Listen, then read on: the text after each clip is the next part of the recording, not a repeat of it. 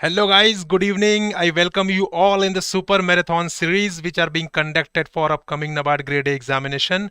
So today we are going to discuss the ESI static portion, the most important MCQs for ESI static. So this is lecture number 9th. So I welcome you all friends. So I hope I am visible and audible and PPT is visible to you. So if everything is good, so please let me know so that we can start our today's important lecture. Hello Vishwanath, hello Millie, Ranjit, Kavya, Emmanuel, Nilesh, Aarti, good evening to all of you. Good evening friends, good evening Neha. So if everything is good, I am audible and visible and PPT is visible to you, then please let me know. Please type yes in the comment box, chat box, or you can give thumbs up also so that we can start our today's important lecture. Great, so okay, so let's begin. So friends, if you are new here, then please subscribe our YouTube channel and join our Telegram channel to get the PDF of YouTube lectures. So friends, this is a series which are being conducted. So today is the 13th September and today we have ESI static portion by me, that is Prakash. So friends, this is an offer going on for you. So we are running 40% off on our courses like RBI Grade B, NABARD Grade A, SEBI Grade A, ICAR, AO, ASIC Deputy Director, IBPS, UPSC or combo courses. So if you want to avail, use the code weekend. So friends, this code is going to expire today midnight. So if you want to avail the discount, please please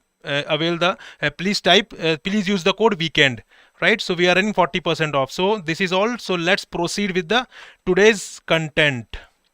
So here in the front of you, the question number first. The question number first is, as per census 2011, what is the percentage of child that is 0 to 6 years population compared to total population of India? So guys, do participate. If you participate, believe me, you will see the result in actual examination. So your participation will definitely help you in your actual examination. So I would like to request that everyone must participate, despite of the fact that you know or do not know. Doesn't matter if you do not know the answer, just make a blind guess. Believe me, this guess, the mistake which you are doing here, will be helpful for you in the actual examination. Okay, so come on friends, do participate in the session. Okay, so someone is saying 13.1%. Okay, mostly guys you are saying B, that is 13.1%. Great, so let's see the correct answer. So the right answer for question number first is option number B. So the proportion of child population in the age group of 0 to 6 years to total population is 13.1%, while the corresponding figure in 2001 was 15.9%. The decline has been to the extent of 2.8 points. Got it friends? So let's move to question number second. Question number second is, how many total households, that is rural plus urban, were surveyed as per SECC 2011? Your options are 23.49 crore, 24.49 crore, 25.49 crore, 26.49 crore or 27.49 crore. So guys, what is the right answer for question number second? Total households, we are asking about total households, rural plus urban, that was surveyed as per socio-economic caste census 2011. Option number A, most of you option number A. Okay, someone is saying B and C as well. Okay, so mixed response. Guys, do mention question number before mentioning your answer, because so that I do not get confused what question you are referring here. So please, I request you, please mention question number before marking your answer. Okay, so right answer for question number second is option number B, that is 24.49 crore. Friends, these the question which we are discussing here are factual in nature, but believe me, if we talk about NABARD examination, these questions are very important. NABARD generally ask question from these kind of the surveys, the census, the important factual data. So this is a favorite area of NABARD. So you cannot ignore these kind of questions, though they are factual in nature. I can understand that this is quite difficult to remember, but believe me, they are very important. Right, so let's move. So right answer for question number second is 24.49 crore. So guys, total 24.49 crore households, that is rural plus urban, was surveyed as per the SECC 2011. Got it? So let's move to question number third. Question number third is, as per census 2011, what is the child 0 to 6 year sex ratio of India at national level? We are talking about national level, right? So your options are 910, 919, 921, 925 and 930. Okay, so Chetan is asking how many questions do you have? Guys, we are going to discuss 100 question today. 100 most important question today. Okay, so most of you are saying option number B, that is 919. Guys, please mention question number before marking your answer. I request you all. 925. Okay, so right answer for question number third is option number B, that is 919. 919, right? So this is the right answer for question number 3. So the child sex ratio at India level is 919, which is lowest since independence. This is the important fact, which is lowest. This is lowest since independence, right? Let's move to question number 4th. So the question number 4th is, recently fair and remunerative price, that is FRP, has been increased to 290 per quintal for 2021-2022 by. So basically in this question you need to tell that FRP is announced for which crop, and this is and FRP is announced by which of the following body. So here you have two filling the blanks. So you have to tell FRP is announced for which of the following crops, as well as the body which approve the FRP. 4th B. Please mention question number before marking your answer, friends. I am requesting you again and again. 4th B, someone is saying 4th B, someone is saying 4th C as well. Guys, this is very important question, so you have to know it. Okay, so we are getting the option B and C, mix of B and C. Okay, so let's see the answer. The answer for question number 4th is option number C, that is sugarcane. I hope you all have clarity regarding this, that FRP is announced for sugarcane. But I think you guys have doubt in which of the following body approves the FRP, right? So basically, friends, this is Cabinet Committee on Economic Affairs. I have also discussed this in previous lectures as well, that CACP is a recommending body, right? So it recommends FRP and it recommends MSP as well. But to approve or not to approve is up to the Cabinet Committee on Economic Affairs. So this is very important fact, friends. You have to know it, that recommending body is CACP and approving body is Cabinet Committee on Economic Affairs. So this is very important. And one more thing is important, that this question is very important. This data, that is 290 per quintal, because this is a recent news. So this is important for NABARD examination. So you have to remember this figure as well, that is it is increased to 290 per quintal, and this is approved by Cabinet Committee on Economic Affairs. And as you all know, that FRP is announced for sugarcane, right? So let's move to question number 5th. So the question number 5th is, before SECC 2011, that is Socio-Economic Caste Census 2011, caste-based census was conducted in which of the following years? Your options are 1891, 1901, 1911, 1921 and 1931. Aviral, please do mention question number. Which question are you referring here? 5th D.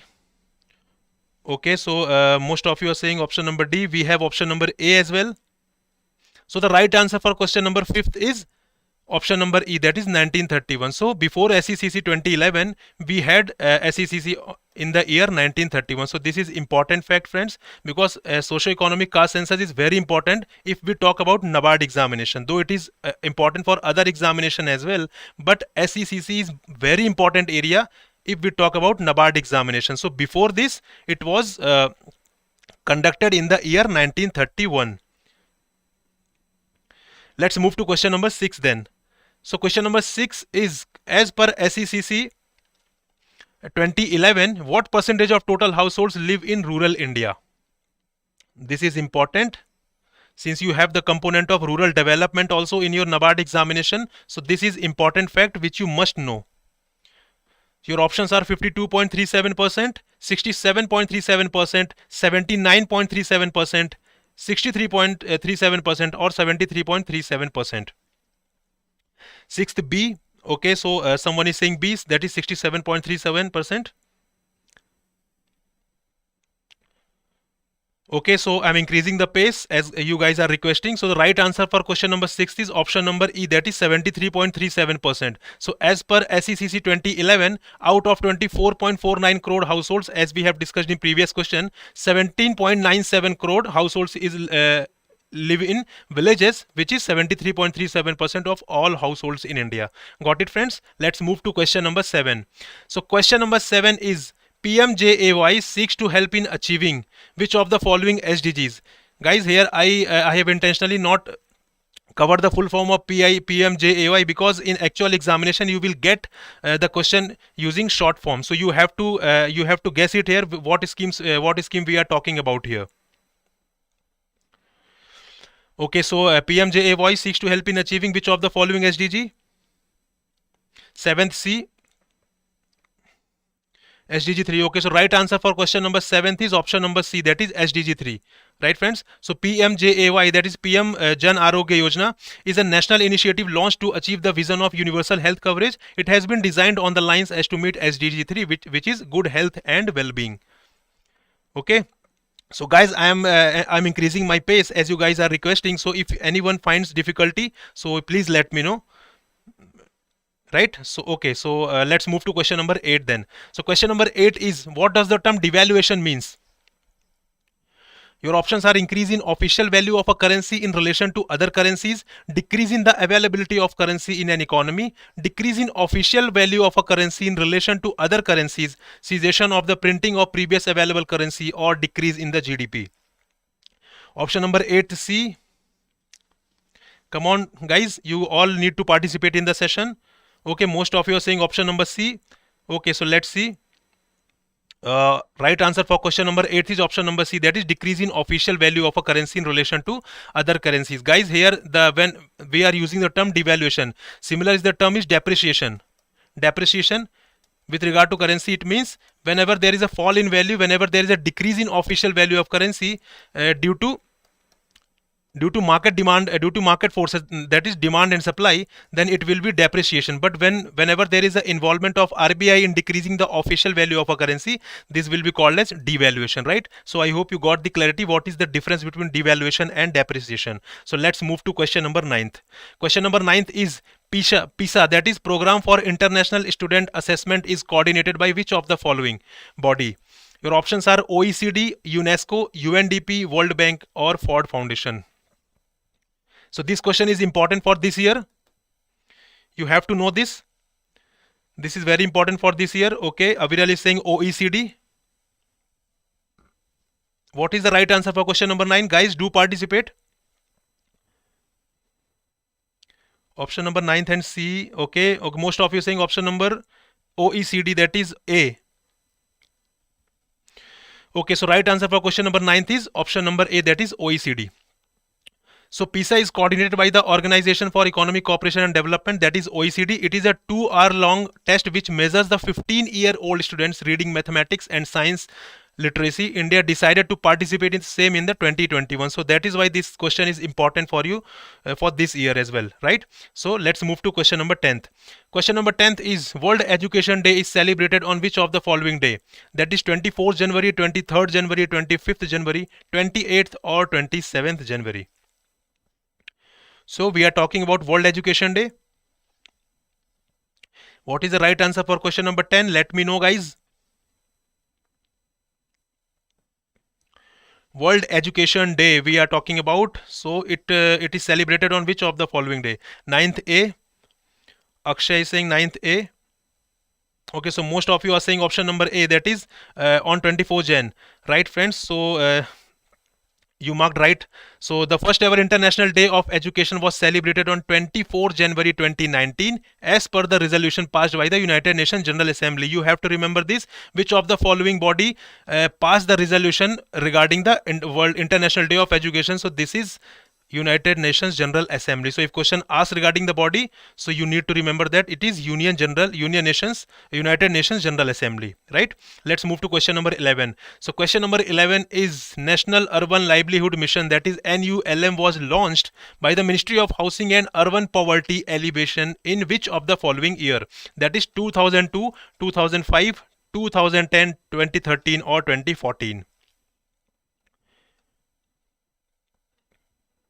I have already increased my speed, guys, so I hope I cannot increase much than this whatever I increased. So do manage, guys, do manage. I'm trying my level best. Okay, so 11th B. Okay, so most of you are saying option number 11th B. That is okay. No one is saying option number D. Guys, we are talking about National Urban Livelihood Mission. So this was launched in 2014. 2014, guys, 2014. Here you can see that National Urban Livelihood Mission was launched by Government of India in 2013. Sorry, 2013 is the right answer, guys. I have mistaken. So 2013 is the right answer. Option number D. Okay, so most of you are saying, sir, no need to read options. Okay, so let's move to question number 12 then. You can read this explanation, right? After the lecture, when you get the PDF, you can read this explanation. This explanation is very important. You cannot ignore this, guys, because question can be asked from this explanation as well. So let's move to question number 12. So question number 12 is National Commission for Denotified Nomadic and Semi-Nomadic Tribes works under which of the following ministry? Your options are Ministry of Tribal Affairs, Ministry of Home Affairs, Ministry of Social Justice and Empowerment, Ministry of Rural Development, and none of the above. So what is the right answer for question number 12?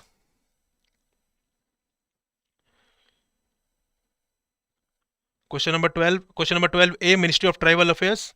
Okay, so come on, guys, do participate. What is the right answer for question number 12? Okay, so most of you, almost all of you are saying option number A, that is Ministry of Tribal Affairs. Guys, this is the wrong answer.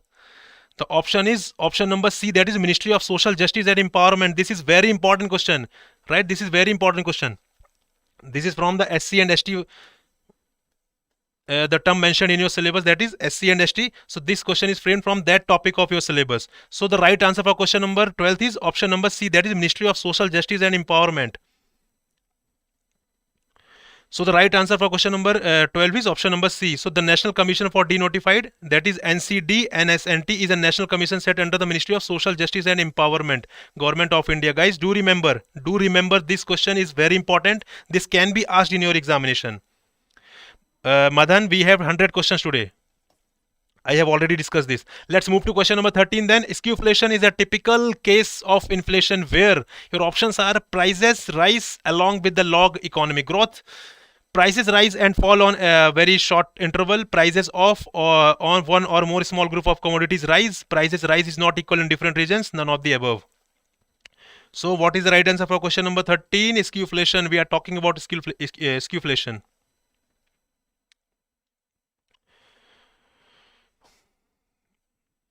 Guys, tell me what is the right answer for question number 13, skewflation. 13A.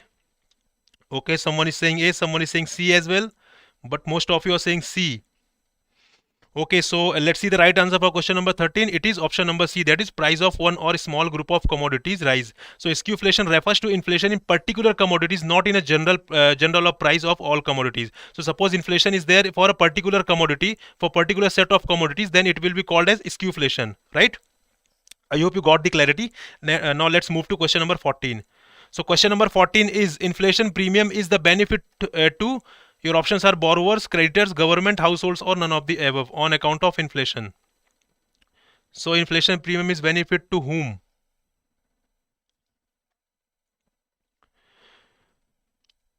Fourteenth B, creditors. Okay, Nilesh is saying option number B, that is creditors.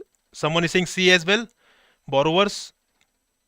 Okay, so someone is saying borrowers, someone is saying creditors, someone is saying government also. So the right answer for question number 14 is option number A, that is borrowers. So guys, inflation premium is the bonus borrowers get due to inflation. Inflation allows borrowers to pay lenders back with the money worth less than when it was originally borrowed, which benefits borrowers. Suppose you have borrowed around 10 lakh rupees, right?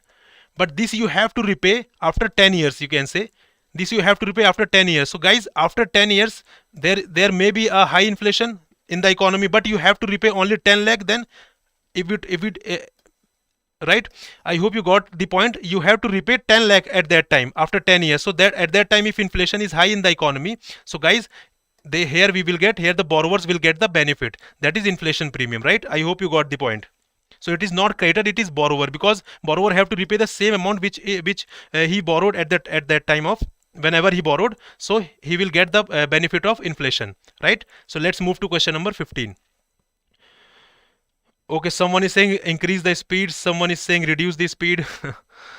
So let's move to question number 15. I have to opt the middle path. I hope you all have heard about the middle path so that everyone can cope up with me. So let's move to question number 15. Question number 15 is Section 29A of Representation of People Act deals with which of the following?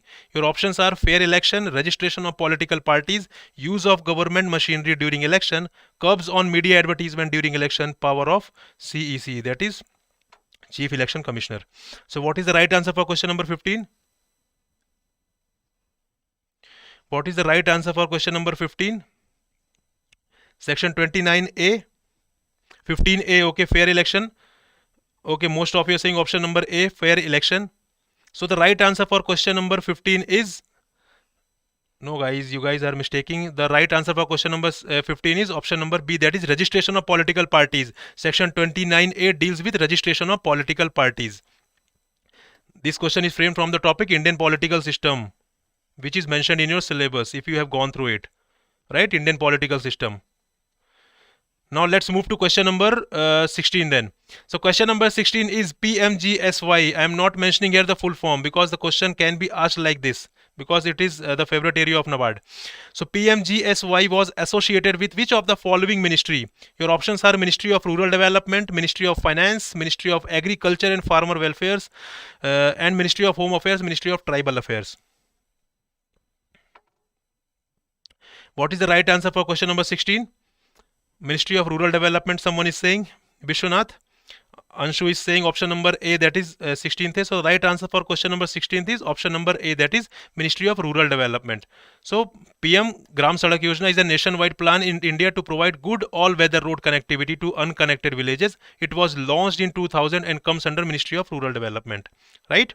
Let's move to question number 17. So the question number 17 is MMR, that is maternal mortality rate, is considered within how many days of termination of pregnancy? Your options are 45, 39, 42, 40 or 50. So tell me the right answer for question number 17. MMR is considered within how many days of termination of pregnancy? 17C. Okay, so most of you are saying option number C. Come on guys, do participate as much as you can. You are supposed to do mistake in this session, right? You are not supposed to do any mistake in your actual examination. That is why we are conducting this session, so that you can revise, you can do all the mistakes which you want, which you can do here itself, right? So do participate. Even if you do not know the answer, do participate. I'm insisting again and again, do participate. Okay, so most of you are saying 42, 42. Okay, so right answer for question number 17 is option number C, that is 42. Those who are saying 45, so their answer is wrong. Right answer is option number 42. So maternal mortality is defined by the WHO as the death of a woman from pregnancy related causes during pregnancy or within 42 days of pregnancy. This is important fact, you need to remember this. Let's move to question number 18. So the question number 18 is National Food Security Act NFSA came into force in which of the following year? Your options are 2013, 2012, 2011, 2014 and 2015. Guys, do mention question number before mentioning your answer, because so that I do not get confused what answer you are referring here.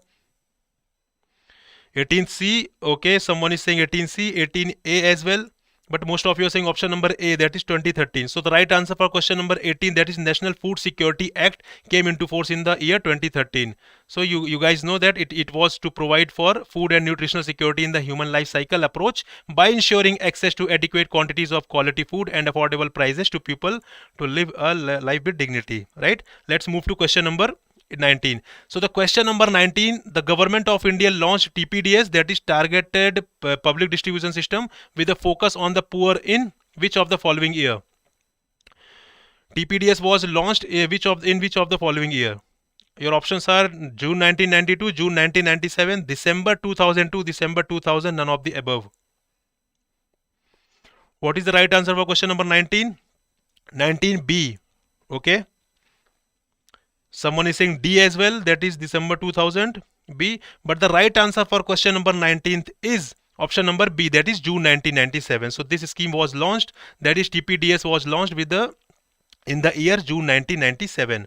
This is important, friends. You need to have idea about this. Let's move to question number 20th. So the question number 20th is Antyodaya Anna Yojana, that is I, was launched in which of the following year for 1 crore poorest of the poor families? So your options are June 1992, June 1997, December 2002, December 2000, and none of the above. We are talking about Antyodaya Anna Yojana. Guys, do underline the important word when reading the question. You need to focus on the keyword mentioned in the question so that you do not make any mistake while answering that question. Okay, so most of you are saying option number. Okay, we have 2001 as well, 2000, 2002. Okay, so we have almost all the options. So right answer for question number 20th is option number D, that is December 2000. So in order to make TPDS more focused and targeted towards poorest category of the population, right? Poorest category of population, the Antyodaya Anna Yojana was launched in December 2000 for 1 crore poorest population. Guys, this was the initial aim, but now, right now, at this moment, around 2.5 crore households are involved in it, right? Let's move to question number 21. So the question number 21 is NABARD was established on the recommendation of which committee? This is important because you are going to appear for NABARD examination. So this is very important. You must know it. Your options are B. Sivaraman Committee, Narsimhan Committee, Kotak Committee, Naresh Chandra Committee, or Narayan Murthy Committee. 21A. Okay, Nilesh is saying 21A. Maheshwari is saying 21A. Sivaraman, okay, so most of you are saying option number A. Let's see. So the right answer for question number 21 is B. Sivaraman Committee. Guys, you need to remember this because you are going to appear for NABARD. So I do not need to press more on it. So NABARD was established on the recommendation of B. Sivaraman Committee on 12th July 1982 to implement the NABARD Act 1981. So you need to remember this act, the year in which the NABARD Act was passed, right? So you need to remember this as well and the committee's name as well, right? Let's move to question number 22nd. So the question number 22nd is which of the following curve gives the relationship between tax rate and tax revenue? Your options are Lorenz curve, Kuznets curve, Phillips curve, Laffer curve, or none of the above. What is the right answer for question number 22nd? 22nd. Okay, so someone is saying Laffer, someone is saying Kuznets as well.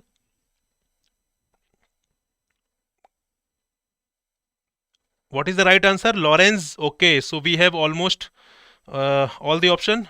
Phillips. Okay, so we have now almost all the option. So the right answer for question number 22 is, this is important from your economics portion. The right answer for question number 22 is option number D, that is Laffer curve. Right, guys, read the question properly. Here we are talking about relationship between the tax revenue and tax rate.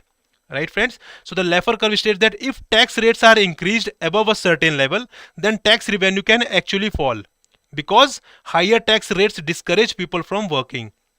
If there is a higher tax rate in economy, then people are definitely discouraged from working, right? If suppose there is a 80% tax in your in our economy, so if you earn 100 rupees, you have to pay 80 rupees as a tax. So this will definitely discourage the people from working, right? I hope you got the point. So Laffer curve describes the relationship between tax rate and tax revenue.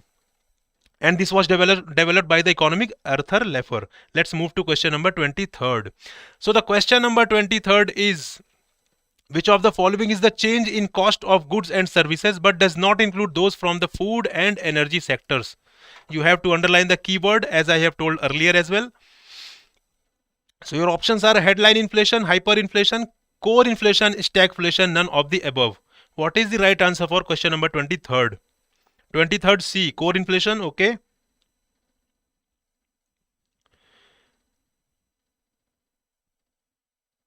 23C. Okay, most of you saying option number 23C.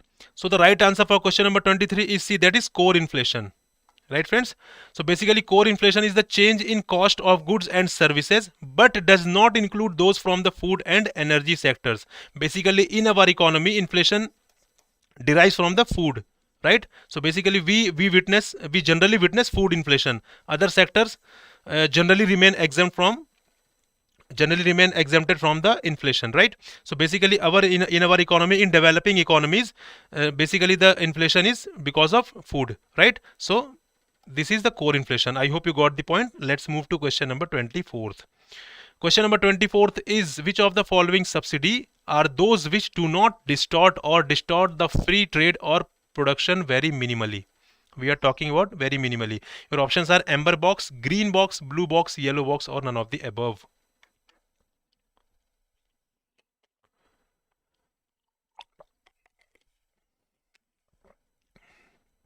24th B.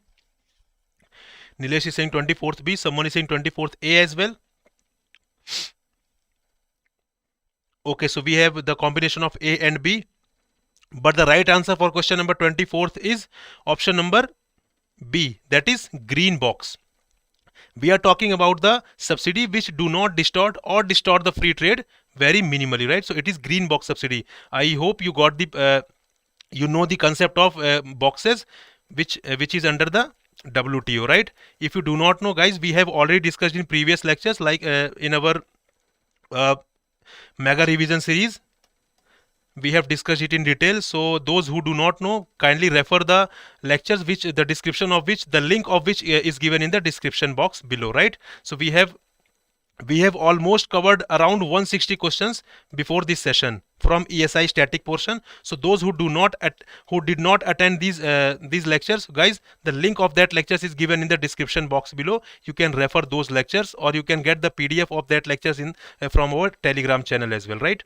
So after this session, we would be covering around 260 questions from ESI static portion, which is the which are the most important one. And if you have attended the lectures, all the lectures, that is all 260 questions. So guys, believe me, more than 90% question appear in examination. You will be able to solve them, right? Let's move to question number 25th. So the question number 25th is, Right to Education 2009 Act provides free and compulsory education to all children of the age of, your options are 5 to 15, 6 to 14, 7 to 15, 5 to 14, 6 to 15. So this basically this question is framed from the topic education, which is mentioned in your syllabus. Question number 25th, B, 6 to 14. Okay, I hope you know all this. So the right answer for question number 25th is B, that is 6 to 14, right? So here is the explanation. You can read that that our RTE Act provides free and compulsory education to all children for the age of 6 to 14, right? Let's move to question number 26. So the question number 26 is, FRBM, that is Fiscal Responsibility and Budget Management Act, was enacted in which year? Your options are 2001. Your options are 2001, 2002, 2003, 2004, and 2005. 26C. Okay, so most of you are saying 26C, that is 2003. Okay, someone is saying A as well and B as well. Okay, so right answer for question number 26 is option number C, that is 2003. This is important act, friends. You need to remember this.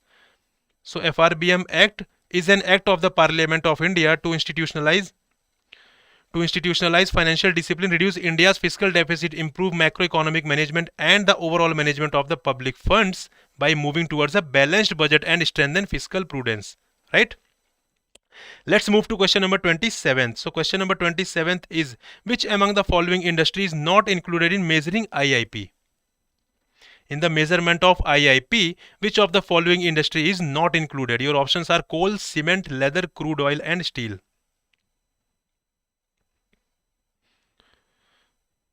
Tell me the right answer for question number 27. 27C. Okay, someone is saying B, someone is saying C as well, but most of you are saying option number C, right? So right answer for question number 27 is option number C, leather, right? Leather is not included in measuring IIP. So guys, the IIP is an index for India which details out the growth of various sectors in an economy, such as mineral, mining, electricity and manufacturing. The 8 core industries comprises nearly 40.27%. This is important data. You need to remember this, of the weight of items included in the IIP, that is index of industrial production. These are electricity, steel, refinery product, crude oil, coal, cement, natural gas and fertilizer. You need to remember all these, right? You need to remember all these. So let's move to question number 28. So the question number 28 is on the recommendation of which of the following committee the annual unemployment survey has been replaced by PLFS, that is periodic labor force survey. Your options are Amitav Kundu, PC Mohanan, JV Meenakshi, Chitranjan Kumar and Dr. Arvind Pangaria. So guys, tell me the right answer for question number 28th. 28th A, okay, Amitav Kundu.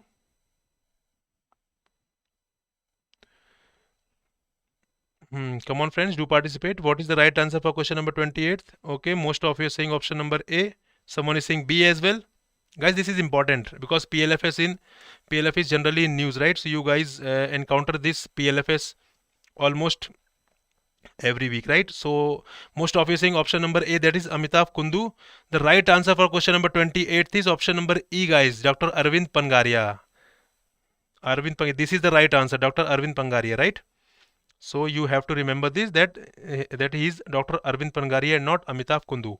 So the right answer for question number 28 is option number E. Let's move to question number 29th.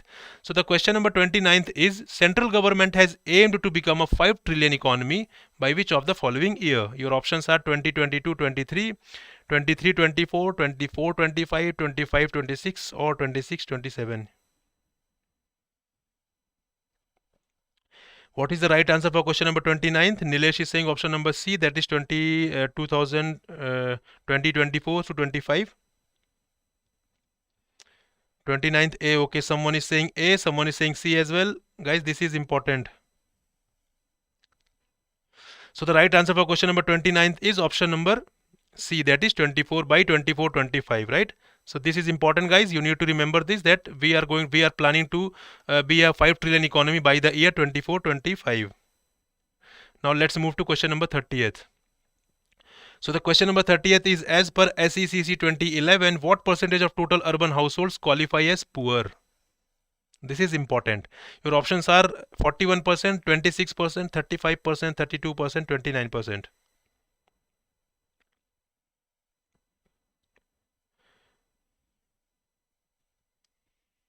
Question number 30 we are discussing. Okay, so 30th C, Nilesh is saying option number C, that is 35%.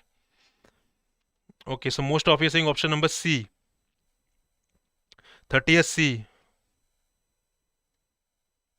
So the right answer for question number 30th is option number C, that is 35%, right? So friends, these data you need to remember. You need to remember because they are very important if we talk about NABARD examination. So this is 39%, right? So as per SECC, 35% of urban Indian households qualify as poor, right? We are talking about urban households. Now let's move to question number 31. So the question number 31 is, government has launched TB Harega Desh Jeetega campaign to end tuberculosis by which of the following years? Your options are 2022, 2023, 2024, 2025 or 2026. Question number 31. What is the right answer for question number 31? 30th B, Abhijit is saying option number B, that is 2023. Pooja is saying 2025. Someone is saying D as well. Guys, do mention question number before mentioning your answer. 2024. Okay, so mixed response we have. So let's discuss the answer. The answer for question number 31 is option number D, that is by 2025. This is important campaign. This is very important campaign. Right, so we are planning to achieve to end tuberculosis by 2025. Okay, so let's move to question number 32. So the question number 32 is, which of the following committees was constituted by the Reserve Bank of India for suggesting a roadmap on full convertibility of rupee on capital account? Your options are Mayaram Committee, Narsimhan Committee, Tarapur Committee, Raghurajan Committee, MB Shah Committee. So we are talking about full convertibility of rupee on capital account, guys. Do remember, we are talking about capital account and not the current account. So what is the right answer for question number 32? 32B, okay. Okay, so we have B, C, D. Almost all the option except A. So the right answer for question number 32 is option number C, that is Tarapur Committee. Guys, this is important question. You need to remember this. We are talking about full convertibility of rupee on capital account and not the current account, because we have already full convertibility on current account, but we are talking about, the discussions are going on for the full convertibility of rupee on capital account. I hope you know the difference between current account and capital account. So today we are not going to discuss this, but if you have covered the previous lectures, you know very well. Now let's move to question number 33. So the question number 33 is, the Protection of Civil Rights Act was enacted in which of the following years? Your options are 1965, 1987, 1945, 1962 and 1955. We are talking about Protection of Civil Rights Act. So in which of the following years Civil Rights Act, Protection of Civil Rights Act was enacted? 1987, okay. We have option number B, A as well. The right answer for question number 33 is option number E, that is 1955. Guys, 1955. In pursuance of Article 17, I hope you know this, abolition of untouchability.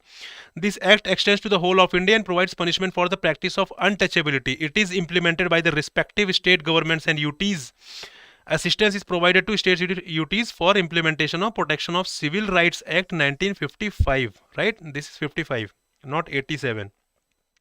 Now let's move to question number 34. So the question number 34 is, which amendment act added the part 9th to the Constitution of India named Panchayati Raj? So your options are 76th Amendment Act, 75th Amendment Act, 73rd, 74th or none of the above. 34C, okay, 73rd. Okay, Pooja is saying 76th.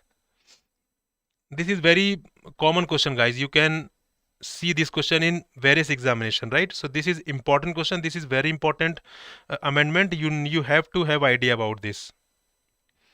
The right answer is option number C, that is 73rd Amendment Act. Most of you are saying option number C, that is right answer, right? Those who are saying option number 76, that is option number A. Guys, you need to study well, because your preparation is not going in the right direction, I can say. So now let's move to question number 35. So the question number 35 is, the PESA, that is Panchayat Extension to the Scheduled Areas Act 1996, has extended the part 9th of the Constitution to the scheduled areas under which schedule of Indian Constitution?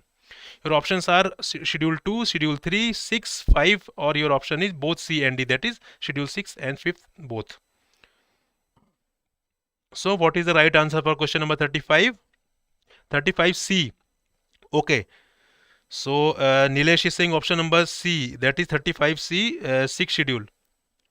Okay, someone is saying E, both C and D. Someone is saying C as well. 35D, okay. So the right answer for question number 35 is option number D, that is Schedule 5th. Guys, you need to remember that Schedule 6 is not involved here. It is Schedule 5 only. So the PESA Act 1996 has extended the part 9th of the Constitution schedule areas of the 5th schedule. 5th schedule, right? Guys, you need to remember that PESA is discussing about 5th schedule and not the 6th schedule, right? Let's move to question number 36. So the question number 36 is, which of the following is correct definition for balance of trade? So the balance of trade, the difference between exports of goods and imports of goods is known as balance of trade. The difference between exports of goods services and imports of goods services is known as balance of trade. The difference between export of services and import of services, the difference between the inward and outward remittances, and none of the above. 36B. 36B, okay. Okay, most of you are saying option number B. Okay, go. No one is saying right answer till yet. So right answer for question number 36 is option number A, that is balance export of goods and imports of goods. Guys, here the balance of trade we are discussing. Balance of trade, right? So balance of trade discusses about goods. That is export and import of goods. The difference between export of goods and import of goods, right? Nitish is saying right. So the option number A is the right answer. Now let's move to question number 37. So question number 37 is, Rajesh is saying, sir, are polity related questions also asked in NABARD? Guys, if that polity question is associated with economy and society, then it will definitely be asked, right? Now question number 37 is, neonatal mortality rate is the number of neonatal deaths per 1000 live births. A neonatal death is defined as a death during which of the following periods of life? First 28 days of life, first 31 days, first 365 days, first 12 days, or first 7 days. Guys, we are talking about neonatal, right? Neonatal. You need to remember this. This is the important keyword in this question. Okay, so most of you are saying option number 37th, A. Okay, right? So you all are correct. The right answer is option number A, that is first 28 days of life. So you can read the explanation from here. Let's move to question number 38. Question number 38 is the factors, for example, adverse economic conditions caused by poverty, low productivity, unemployment, exhaustion of natural resources, and natural calamities that compel or force a person due to various reasons to leave that place and go to some other place are known as pull factors, push factors, push back factors, social factors, political factors. This question is basically from the topic migration. Migration, right? So what is the right answer for question number 38? 38th B, push factor. Okay, most of you are saying B. Someone is saying C as well. So the right answer for question number 38 is option number B, that is push factor.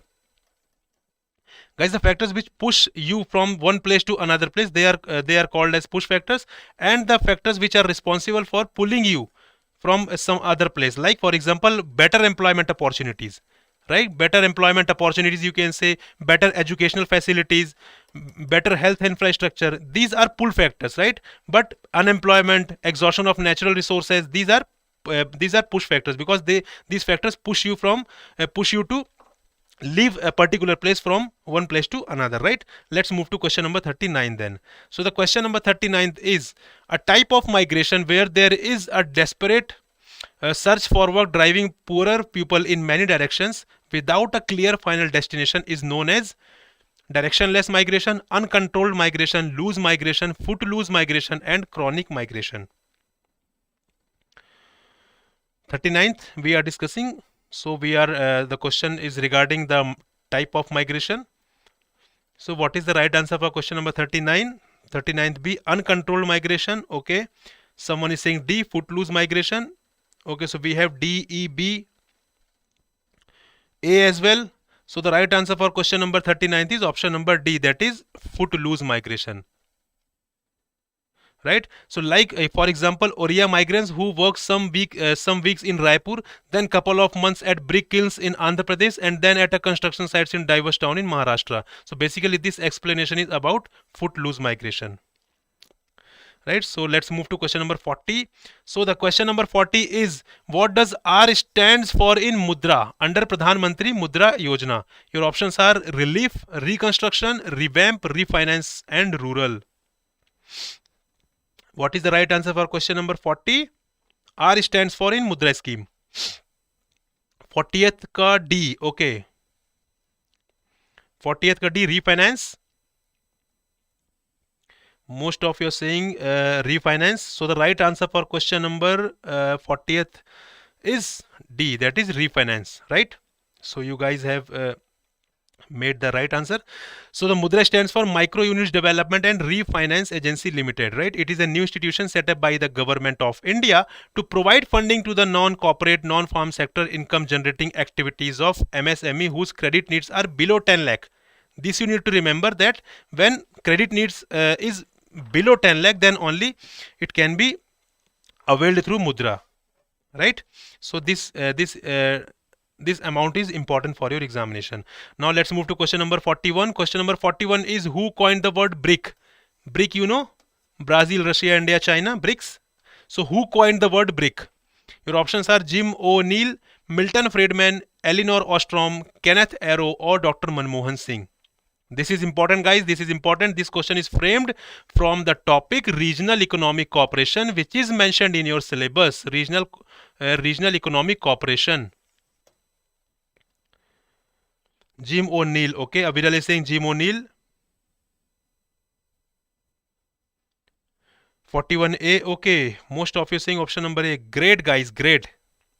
I did not expect the right answer for this question, but you guys have prepared really well. You guys are participating really well. So the right answer for question number 41 is option number A, that is Jim O'Neill. Right? Very good, guys. Very good. I must appreciate you. So the acronym BRIC was coined by economist Jim O'Neill of Goldman Sachs in 2001 to indicate the emerging power that would be alongside the United States, the five largest economies of the world in 21st century, right? Let's move to question number 42 then. So the question number 42 is National Green Tribunal. You all have heard about this.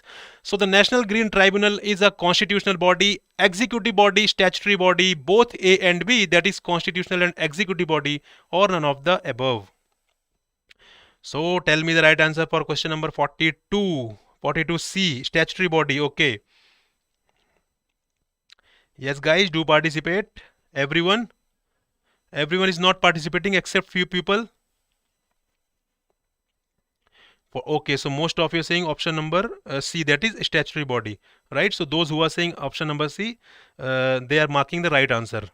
So NGT, that is National Green Tribunal, is a specialized body that was formed under NGT Act, right? Here NGT Act, this is statute, right? This is statute, right? Through the body was created through statute, that is NGT Act 2010, for effective and expeditious disposal of cases that are related to the protection and conservation of the nature, forest and other natural resources. The chairperson of the NGT is appointed by the central government in accordance with the Chief Justice of India. This is important. You need to remember this fact, that the chairman is appointed by central government and in accordance with the Chief Justice of India. So important fact, you need to remember the year in which NGT Act was passed, the chairman appointed by whom and in accordance with whom, right? Let's move to question number 43. Question number 43 is the price at which the government purchase food grains for maintaining the PDS and for building up buffer stocks are known as MSP, procurement price, issue price, purchase price, or none of the above. Question number 43, guys.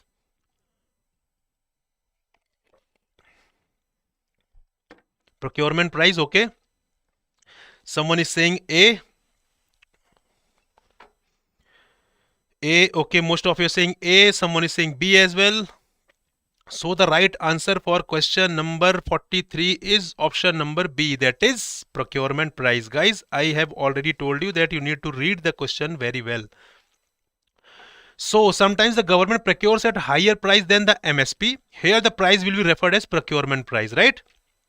So the procurement price will be announced soon after the harvest. There is the difference between MSP and procurement price, and the difference is this: like the procurement price is announced soon after the harvest, whereas MSP is declared before sowing. This is the main difference between procurement price and MSP.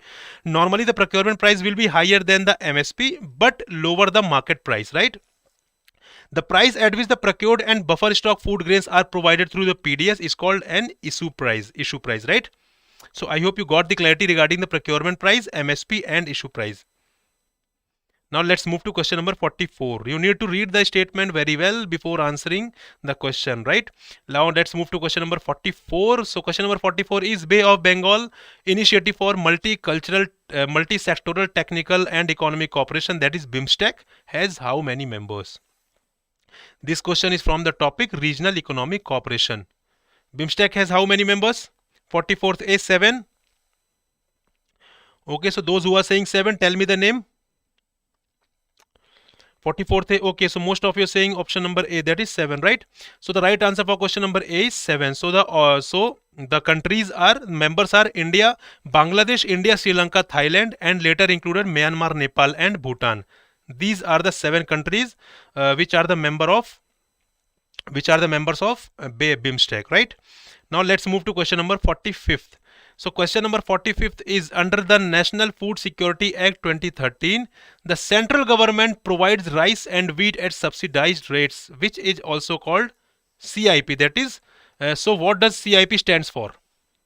The question is, what does CIP stands for? So your options are compiled issue price, common issue price, custom issue price, common inventory price, or central issue price. 45th E. Friend, these kind of questions can be asked in your examination. because we have decoded these questions from your PYQs. After analyzing the PYQs of 3 to 4 years, we have derived some important questions which can be asked this year, right? So you have to revise it, re-revise it before your actual examination. Okay, so almost all of you are saying option number E, that is central issue price. Okay, so right answer is option number E, that is central issue price. Here is the explanation, you can read guys. ठीक है, तो यहाँ पे central issue price हो जाएगा. Right answer is option number E, that is central issue price. Now let's move to question number 46. So the question number 46 is the monetary policy committee of RBI uses which of the following index data to control inflation. Inflation को control करने के लिए guys MPC uses which of the following index. Your options are CPI, baseline profitability index, consumer protection index, food price index, agricultural trade index. 46A, okay.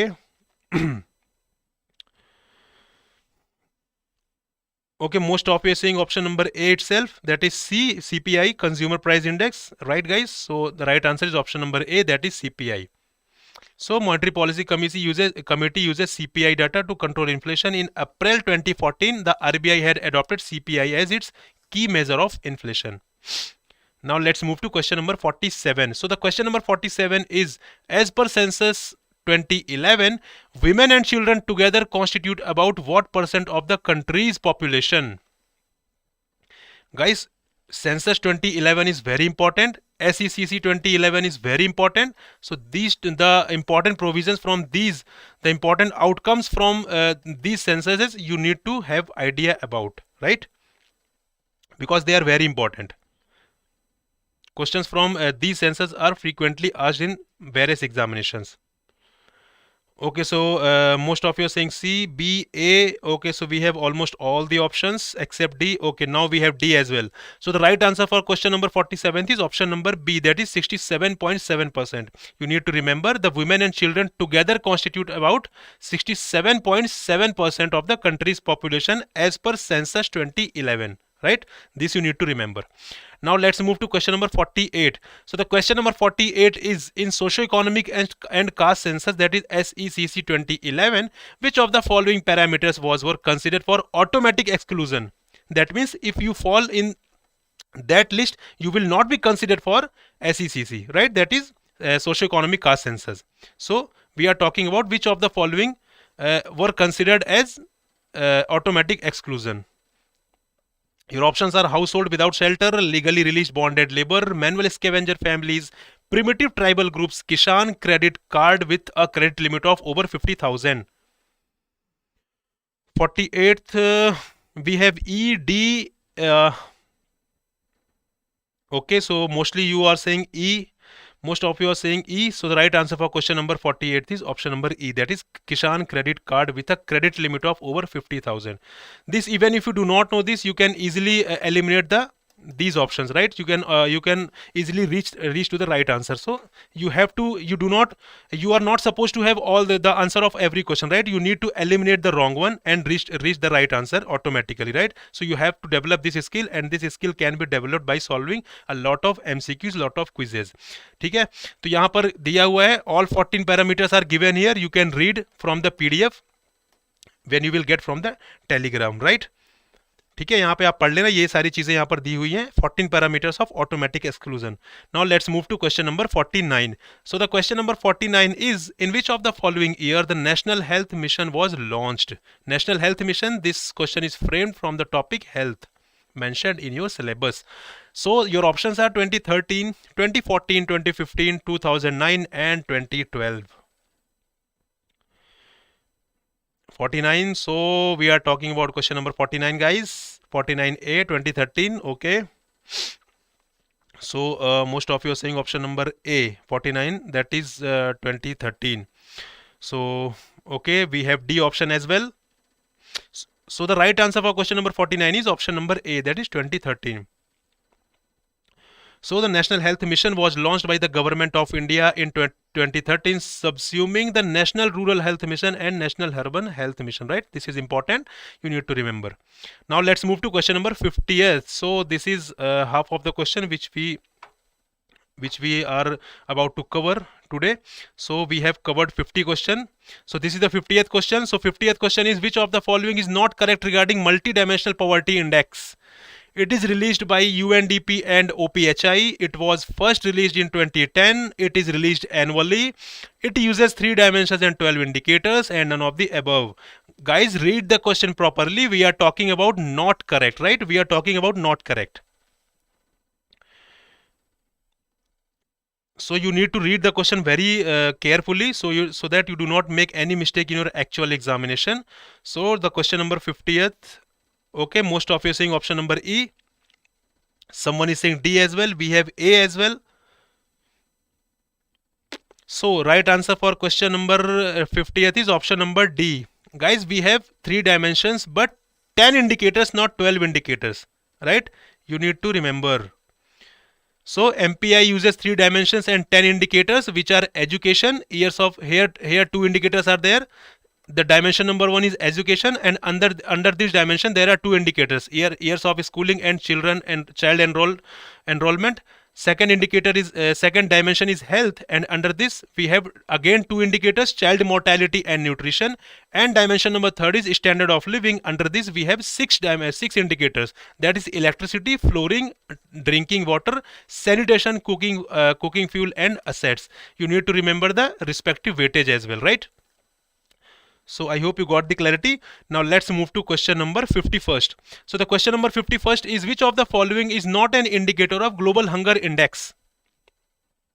This is, I think, easy question. You are not supposed to do any mistake in this question, right? So your options are undernourishment, child wasting, child stunting, child mortality, or none of the above. None of the above. 51st E. I want everyone to give the right answer of this question. For this question, your mistake will not be allowed, right? Will not be tolerated. 51E. Okay, but still we have option number A, option number D. Guys, this is important. Global hunger index is very important. So the right answer is option number C. All are the indicators of global hunger index. You need to remember this. Undernourishment, child wasting, child stunting, child mortality, about which you can read from this explanation, right? But we have 4 indicators in global hunger index, and these are the 4 indicators. Now let's move to question number 52. So the question number 52 is, who developed the concept of disguised unemployment? Your options are John Keynes, Amartya Sen, John Robinson, Alfred Marshall, and none of the above. Question number 52, guys. Who developed the concept of disguised unemployment? 52C, okay. We have B options as well. Amartya Sen as well. That is B option. Okay, so right answer for question number 52nd is option number C. That is John Robinson. This is important, guys. You need to remember the name of the person who developed the concept of disguised unemployment. So the theory of disguised unemployment was introduced into the theory of underdevelopment by Rosentin Rodin in his famous article Problems of Industrialization in Eastern and Southern Europe. Strictly speaking, the term was first coined by John Robinson in 1936, right? Who defined it as the adoption of inferior jobs by the workers laid off from their normal jobs due to lack of effective demand during depression. Now let's move to question number 53. Question number 53 is, which of the following committee recommended the merger of RRBs, that is regional rural banks, with their respective sponsor banks? So tell me, guys. Question number 53. Your options are Khusro Committee, Narsimhan Committee, Dutt Committee, C. Rangarajan Committee, or Kotak Committee. Okay, so Nitish is saying option number C, that is Dutt Committee. Okay, so we have option number A, Khusro, Narsimhan. Okay, so we have almost all the options. Right answer for question number 53 is option number C, that is Dutt Committee. Guys, there is a mistake here. This is not Dutt Committee, this is Khusro Committee. So this option is wrong. That is right answer is option number A, that is Khusro Committee.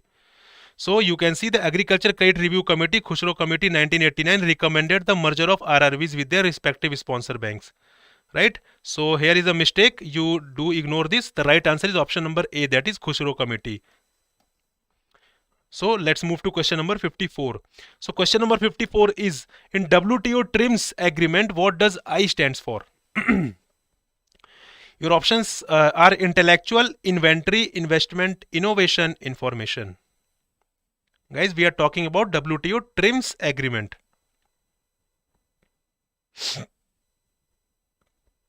54th A, okay, someone is saying intellectual.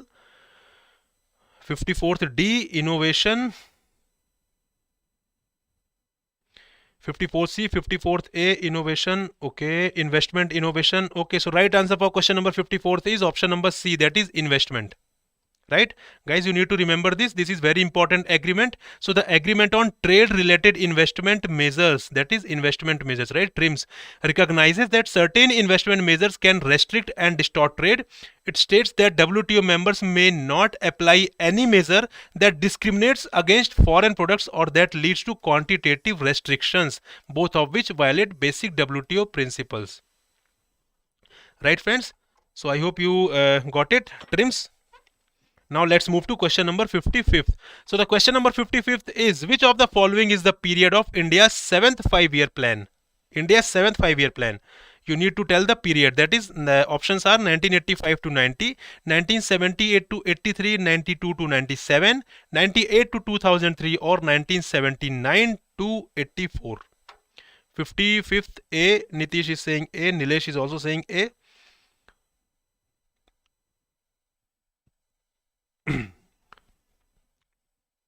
Okay, so most of you are saying right answer. So the right answer for question number 55th is A, 1985 to 1990. Right? So read the explanation from here. The right answer is option number A. Now let's move to question number 56. So the question number 56 is, which of the following best describes the meaning of accommodative monetary policy? Accommodative monetary policy. Your options are, when a central bank attempts to expand the overall money supply when growth is slowing, when a central bank attempts to contract the overall money supply when growth is rising, when a central bank attempts to maintain neutral stance in overall money supply, when central bank attempts to expand the overall money supply when economy is rising, or none of the above. 56th C, okay, someone is saying C, someone is saying A as well.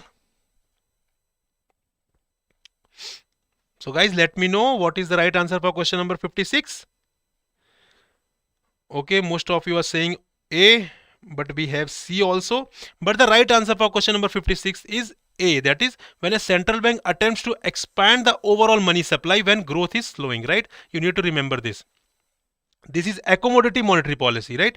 Accommodative monetary policy. So accommodative monetary policy, also known as loose credit or easy monetary policy, this is another name of accommodative monetary policy, which you need to remember, occurs when a central bank such as RBI attempts to expand the overall money supply to boost the economy when growth is slowing, right? When growth is slowing.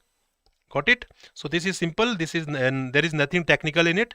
You can easily understand this, but you need to you need to remember the exact meaning of accommodative monetary policy, because in recent times it was in news, right? Now let's move to question number 57. 57 is, which of the following is the latest member of International Monetary Fund? This is important because thus International Monetary Fund is specifically mentioned in your syllabus. That is important economic institutions, I guess. But IMF, WTO, and World Bank is specifically the words are specifically mentioned in your syllabus. So right answer is option number Andorra. Okay, most of you saying E, Nauru. Okay, so but most of you saying option number E. Someone is saying C as well, but the right answer for question number 57 is option number E, that is Andorra, right? So you need to remember that Andorra has been admitted as 190th member, guys. This you need to remember, that IMF has 190 member, right? So as 190th member with effect from 16, you do not need to remember the date, but you need to remember that now IMF has 190 members and the last member is Andorra.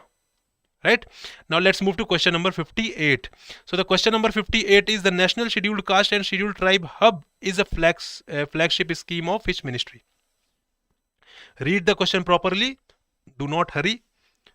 Your options are Ministry of Social Justice and Empowerment, Ministry of Tribal Affairs, Ministry of MSME, Ministry of Labor and Employment, and Ministry of Rural Development. 58C. Okay. So okay, most of you are saying option number C. Mayan is saying A as well. Okay, so we have A and C, the combination of A and C.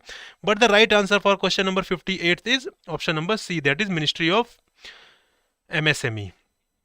So the National SC/ST Hub is a flagship scheme of Ministry of MSME. The hub supports existing SC/ST entrepreneurs and enterprises in technological upgradation and capacity building, thereby enabling them to effectively participate in government. The hub is implemented by the Ministry of MSME through National Small Industries Corporation. Got it? So you need to remember, because this is important, because the scheduled caste and scheduled tribe is mentioned in your syllabus. So you need to remember this. Now question number 59. So the question number 59 is, which measure are followed by the government to control inflation? Your options are cash reserve ratio, repo rate, marginal standing facility, increase in taxes, or all of the above. Do read the statement properly.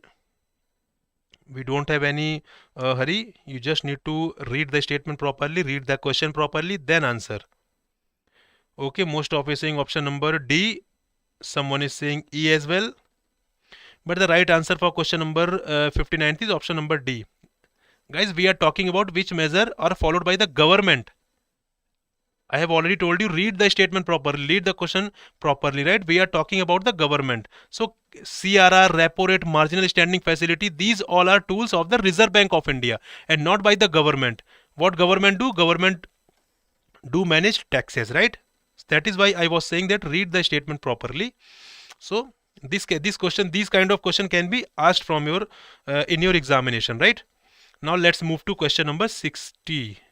So the question number 60 is, which of the following brings out the consumer price index for industrial workers? Industrial workers. Read the statement properly again. Your options are Reserve Bank of India, Department of Economic Affairs, the Labour Bureau, the Department of Personnel and Training, and none of the above. Question number 60, guys. Consumer price index for industrial workers. Most of you saying Labour Bureau. Okay. Great, guys, you have clarity. So the right answer for question number 60 is the Labour Bureau. So CPIW is compiled and maintained by the Labour Bureau and attached office of the Ministry of Labour and Employment. This you need to remember, that Labour Bureau is an attached office of the Ministry of Labour and Employment. Okay? This you need to remember. And one more thing you need to remember is the new series of CPI-IW with base year 2016 has replaced the existing series of 2001. So this is again important. This is again important, right? So guys, when you revise, whenever you will revise this PDF, guys, do read the explanation we have given here, right? Because explanation is given for you to give to you for some extra knowledge, right? For some extra information which can be asked in any form in your examination. So do not avoid explanation. You need to read the explanation when you get the PDF, right? Now let's move to question number 61st. So the question number 61st is, which of the following can be used as anti-inflationary tool? Read the statement properly. We are talking about anti-inflationary tool. Your options are increase in government expenditure, cutting tax rates, increase in Manrega wages, decrease in LPG subsidy, and none of the above. Anti-inflationary tool we are talking about. 61D. Okay, most of you are saying D, but someone is saying B also. Okay, so we have B and D, but mostly D. So the right answer for question number 61 is option number D, that is decrease in LPG subsidy. Guys, try to remember, increase in government expenditure leads to higher income in the hands of people, resulting in increase in demand and consequent increase in inflation. So whenever there is increase in expenditure, suppose a hospital is constructed by the government, so this means that more labor will be employed in that, and when more labor will be employed, they will be given wages, and when they will be given wages, they will demand more, right? So here this is the inflationary tool and not the anti-inflationary tool. Similarly, cutting tax rate will give more income in your hand, that is more disposable income in your hand, that will also lead to inflation, right? Because if you have more income, you will demand more. Then increase in Manrega wages, similar effect. Decrease in LPG subsidy. Suppose earlier you were getting 800 as your LPG subsidy, but now you are getting 50 as your LPG subsidy. Now you have less amount in your hand to spend, right? So you will demand less, and when you demand less, it will lead to reduction in inflation, right? That is why we are talking about anti-inflationary tools. That is why option number D is correct. That is, decrease in LPG subsidy is a anti-inflationary tool. Now let's move to question number 62. So the question number 62 is PL 480 is related to which of the following? This is very important. PL 480 is related to which of the following? Public law, food crop, public health, education, industry. 62D, 62B.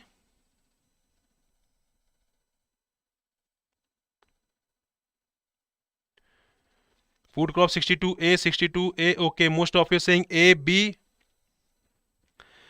So the right answer for question number 62 is option number B, that is food crop. This is very important. PL 480, guys, you need to know that after independence, Indian market was not able to meet the demand fully and relied on food crop supplies from the United States. So this you also need to remember, that public law 480 was basically the law in United States, right? Under which we had imported food crops, right, against rupee payments. So some important informations are there. You need to read the explanation as well. Okay, someone is saying, sir, you all do not provide PDF. Friend, PDF is available on our Telegram channel.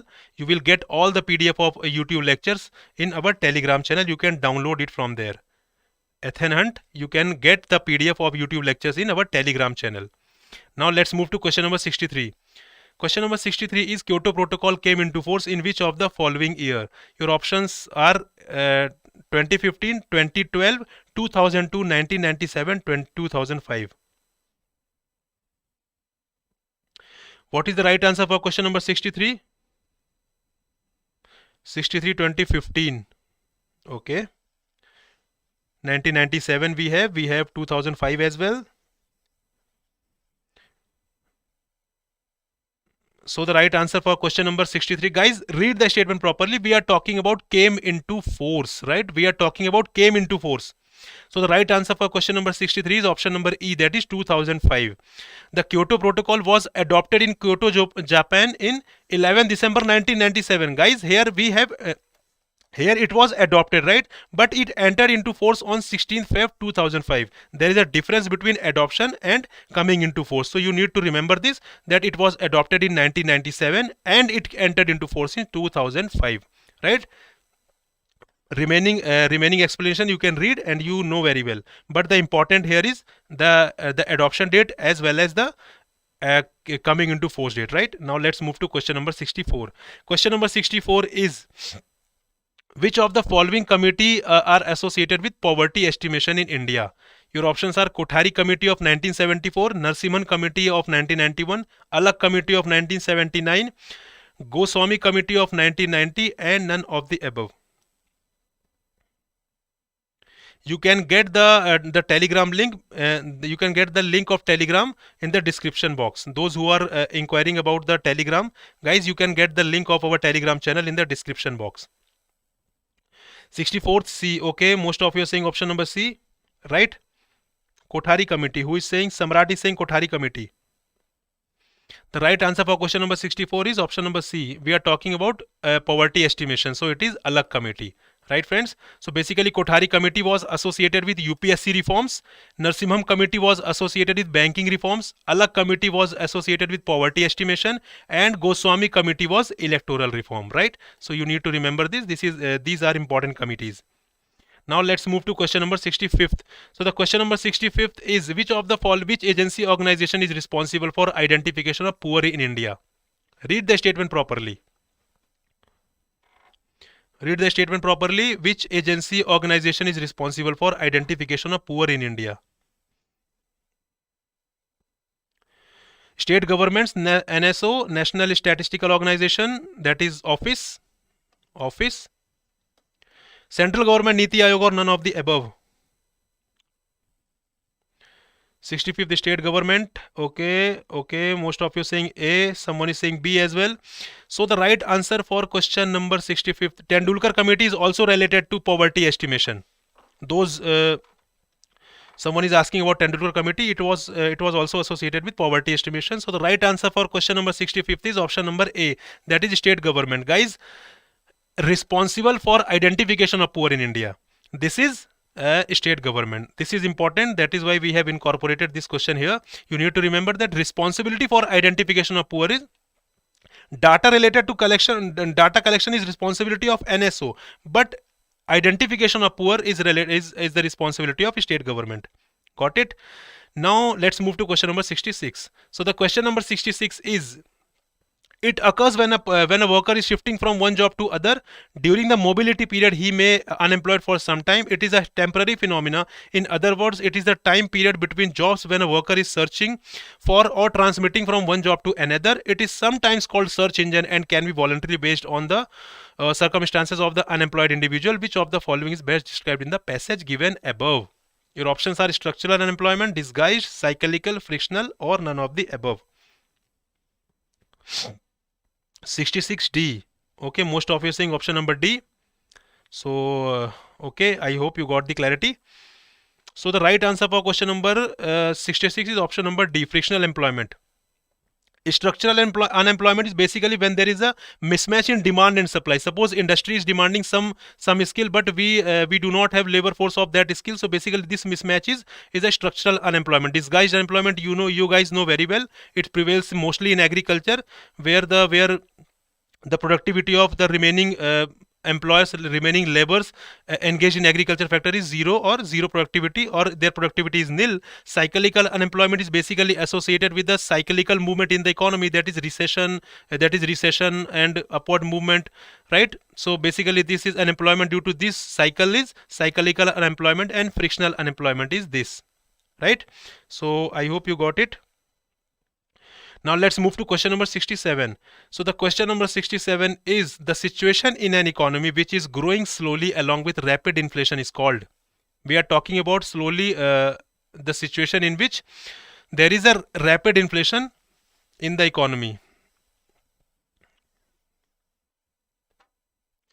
There is a slow growth of economy along with rapid inflation. 67th option. Your options are stagnation, deflation, stagflation, recession, or none of the above. 67th, A, C. Okay, we have A, we have C as well.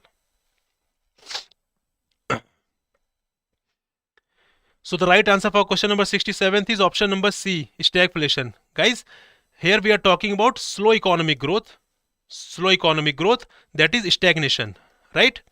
Plus along with rapid inflation, right? So basically this both combines and becomes stagflation, that is stagnation plus inflation, right? So this is stagflation. I hope you got the clarity. Now let's move to question number 68. So the question number 68 is, which of the following best describes the meaning fiscal deficit? Your options are the excess of revenue expenditure over revenue receipts, the excess of capital expenditure over capital receipts, the excess of total expenditure over total receipts excluding borrowings, the excess of total expenditure over total receipts, or none of the above. 68C. Okay, so someone is saying C. Do read properly what we are trying to say. We are asking about the fiscal deficit. Do read the question once again. Okay, so but most of you are saying option number C, right? So the right answer for question number 68 is option number C, that is the excess of total expenditure over total receipts excluding borrowing. Right, friends? So basically the fiscal deficit the fiscal deficit figure tells the government that what government wants, how much government wants in order to discharge, in order to fulfill its responsibility, right? So basically when total expenditure is more than total revenue, total receipts, so the difference between them is basically the amount of fiscal deficit, the percentage of fiscal deficit which government needs to borrow in order to fulfill its responsibility, right? So this is question number 68. Question number 69th is, which of the following is correct regarding likely effect of decrease in repo rate by Reserve Bank of India? Read the question properly. We are talking about likely effect of decrease in repo rate. Your options are increase the supply of money in the economy, decrease the supply of money in the economy, no impact on the supply of money in the economy, initially increase the supply but later on decrease automatically, or both A and C.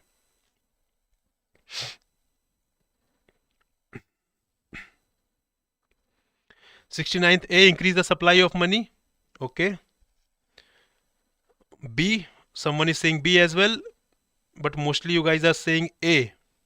So the right answer for question number 69 is option number A.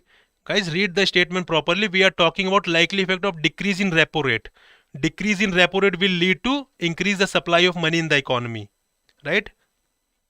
Those who are saying B, their answer is wrong, because we are talking about decrease in repo rate. So when repo rate is decreased in the economy, this means that commercial banks can get the loan from RBI in lower rate, right?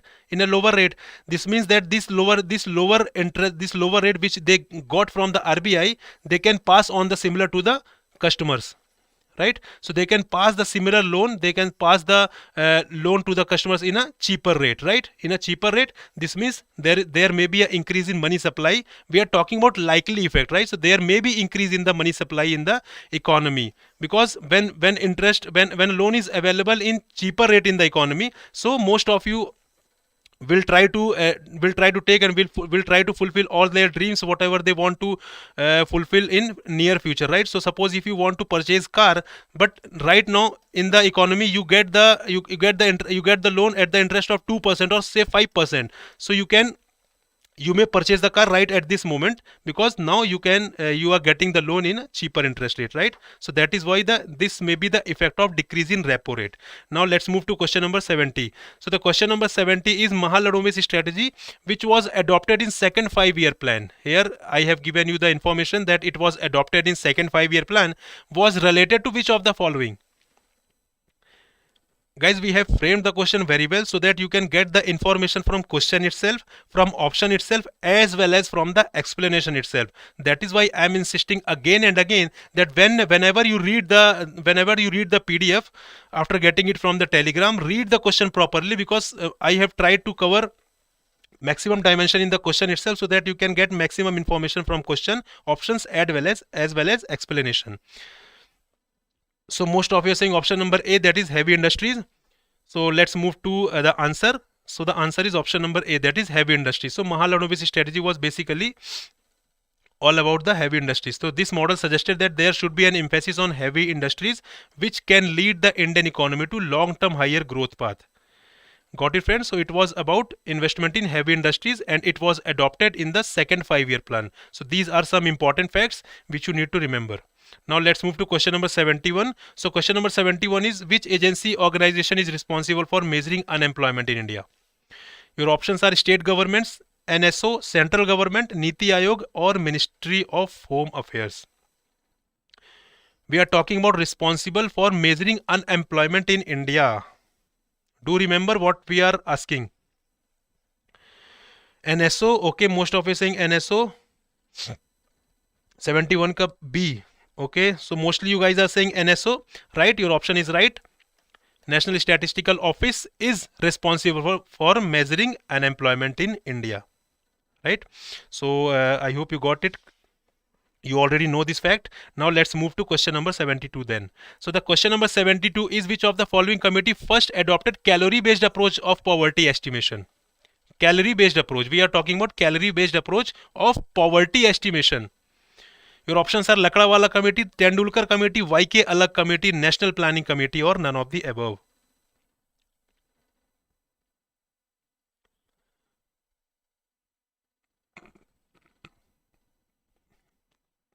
(72D) National Planning Committee. We have B option also, Lakdawala.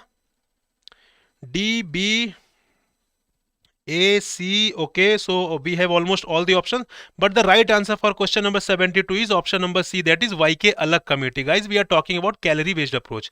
So the calorie based approach was first of all adopted by the YK Alag Committee. This is important, guys, you need to remember this. Committee's recommendation in 1979, whereby the pupil consuming less than 2100 calories in the urban areas or less than 2400 calories in the rural areas are poor, right? Earlier what was used to happen? Earlier poverty estimation was based on calorie, right? Calorie based approach. So the people consuming less than 2100 calories in urban areas or less than 2400 calories in rural areas were considered as poor, right? So this was the overall calorie based approach. So this you need to remember that the right answer is option number C, YK Alag Committee. Now let's move to question number 73rd. Question number 73rd is, who releases wholesale price index figures? Nitish, we have 100 questions. So we have already covered 72. We have more 28 questions. So your options are Ministry of Statistics and Program Implementation, that is MOSPI, Ministry of Home Affairs, Ministry of Finance, Ministry of Commerce and Industry, the Ministry of Consumer Affairs, Food and Public Distribution. Who releases wholesale price index figures? 73A, MOSPI, okay. Someone is saying D, Ministry of Commerce and Industry. Okay, so we have option number A, option number D, we have E as well. The right answer for question number 73rd is option number D, Ministry of Commerce and Industry. Guys, this is very important. This is very important index. Wholesale price index and consumer price index is very important. You need to remember this. So Office of Economic Advisor, Department for Promotion of Industry and Internal Trade, Ministry of Commerce and Industry calculates WPI. Guys, you need to remember this, that here Office of Economic Advisor, which is under Department for Promotion of Industry and Internal Trade, and which again is under which falls under Ministry of Commerce and Industry. So you need to remember this. This is important, right? Now let's move to question number 74. Question number 74 is, International Monetary Fund came into formal existence in which of the following year? 1944, 1945, 1947, 1950 and 1965.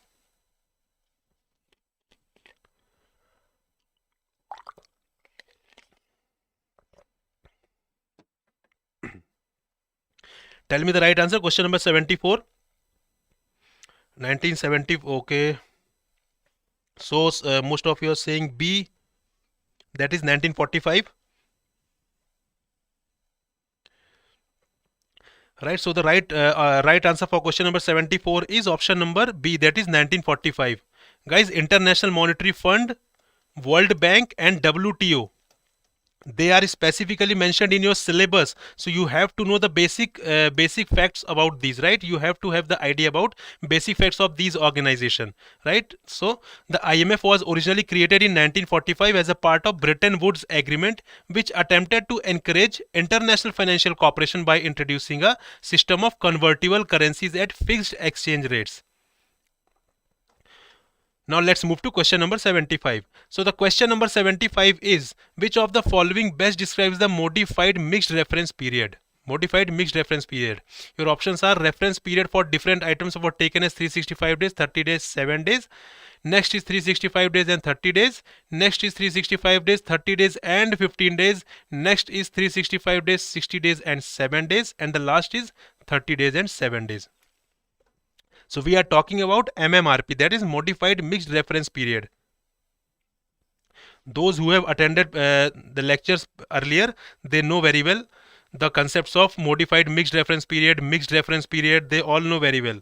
So the right answer for question number 75th is option number A, that is reference period for different items were taken as 365 days, 30 days and 7 days. So guys, in modified mixed reference period, reference periods for different items were taken as 365 days for clothing, footwear, education, institutional medical care, etc.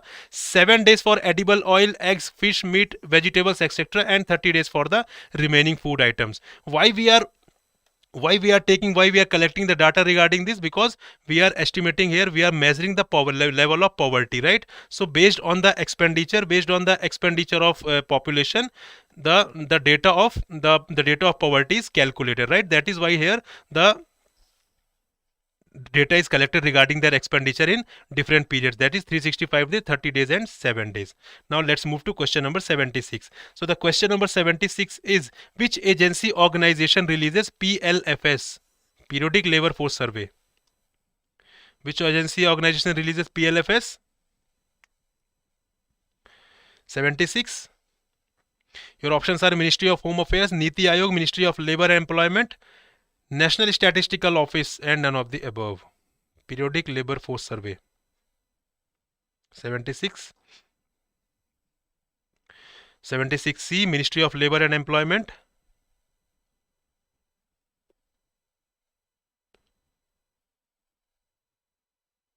76C. Someone is saying D. The right answer for question number 76 is option number D, NSO, Periodic Labor Force Survey,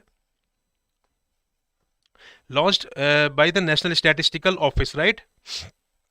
So the objective of PLFS is primarily twofold: to estimate the key employment and unemployment indicators like worker population ratio, labor force participation rate, unemployment rate in the short time interval of 3 months, that is quarter, for the urban areas only in current weekly status. Guys, explanation is very important. That is why I have covered here. You need to read this before your examination.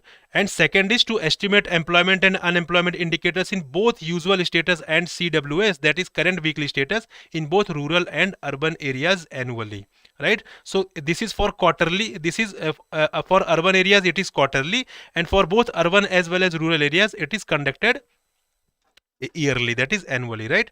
Now let's move to question number 77th. So the plan holiday with reference to economic planning fell after which 5-year plan? Your options are third 5-year plan, second 5-year plan, fifth 5-year plan, sixth 5-year plan, or seventh 5-year plan. Plan holiday we are talking about, it fell after which 5-year plan? Guys, do mention question number before marking your answer. What is the right answer for question number 77? Okay, 77C, 77A. The right answer for question number 77 is option number A, that is third 5-year plan. So the main reason behind the plan holiday was the Indo-Pakistan war and failure of the third plan. The duration of this plan was from 1966 to 1969, right? This is plan holiday. This is plan holiday. The duration of the third 5-year plan was from 1961 to 1966, and this was after this third 5-year plan. Right? Now let's move to question number 78. So the question number 78 is, which of the following does not fall under the category of demand pull inflation? Guys, we are talking about does not fall. Read the question properly. Your options are improved living standard, excessive government expenditure, rise in population, rise in indirect taxes, or none of the above. Come on guys, do participate.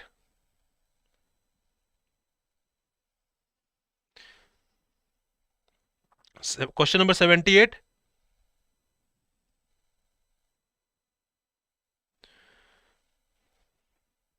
Okay, so someone is saying B. We have C also. Guys, we are talking about does not fall under the category of demand pull inflation. So the right answer for question number 78 is option number D, that is rise in indirect taxes. Does not fall. We are talking about does not fall. Right? So improved living of standard. This means that they can their demand may increase, right? So this will demand pull inflation. This will fall into demand pull inflation. Then excessive government expenditure will give income to the people. Then this will again increase in income will lead to increase in demand. That will lead to demand pull inflation. Next is rise in population. Whenever there is a rise in population in the economy, there is increase in demand, and when there is increase in demand, there will be increase in inflation. That will fall into demand pull inflation. But rise in indirect taxes is cost push inflation. Because whenever there is rise in indirect taxes, that will increase the cost of production of goods and services, and that will fall under the category of cost push inflation. I hope you got the clarity. So the right answer for question number 79. Question number 79 is which of the following institution is not part of the World Bank community? Your options are IBRD, IDA, IFC, International Center for Settlement of Investment Disputes, or none of the above. Which of the following institutions is not the part of World Bank community? Guys, read the statement properly. We are talking about not the part of. 79th D. Okay. Vishwanath is saying option number D. Someone is saying E. So we have D, E, C. Okay. So the right answer for question number 79 is option number E, none of the above. All are the part of World Bank Group. All are the part of World Bank Group. The World Bank Group comprises 5 constituent institutions. Guys, I have told you that you need to know the basic facts about IMF, World Bank and WTO because they are specifically mentioned in your syllabus. So you have to have idea about the basic fact about these organizations, right? So the 5 World Bank Group comprises 5 constituent institutions, that is IBRD, IDA, IFC, MIGA, that is Multilateral Investment Guarantee Agency, and ICSID, that is International Center for Settlement of Investment Disputes, right? You have to have idea about this. Now let's move to question number 80th. So question number 80th is, it is a graphic curve which advocates a relationship between the inflation and unemployment in an economy. As per the curve, there is a trade-off between inflation and unemployment. That is an inverse relationship between them. Which of the following is mentioned in the passage? Your options are Phillips curve, Lorentz curve, Kuznets curve, Laffer curve, Gini coefficient.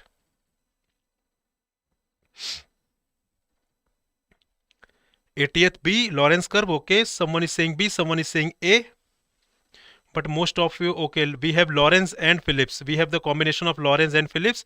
But the right answer for question number 80th is option number A, that is Phillips curve. Here you can see, guys, it generally advocates inverse relationship between inflation and unemployment. So here you can see that when unemployment when inflation rate is 5%, unemployment is 3%. But when inflation rate goes down to 2%, that means there is an increase in inflation is 6%.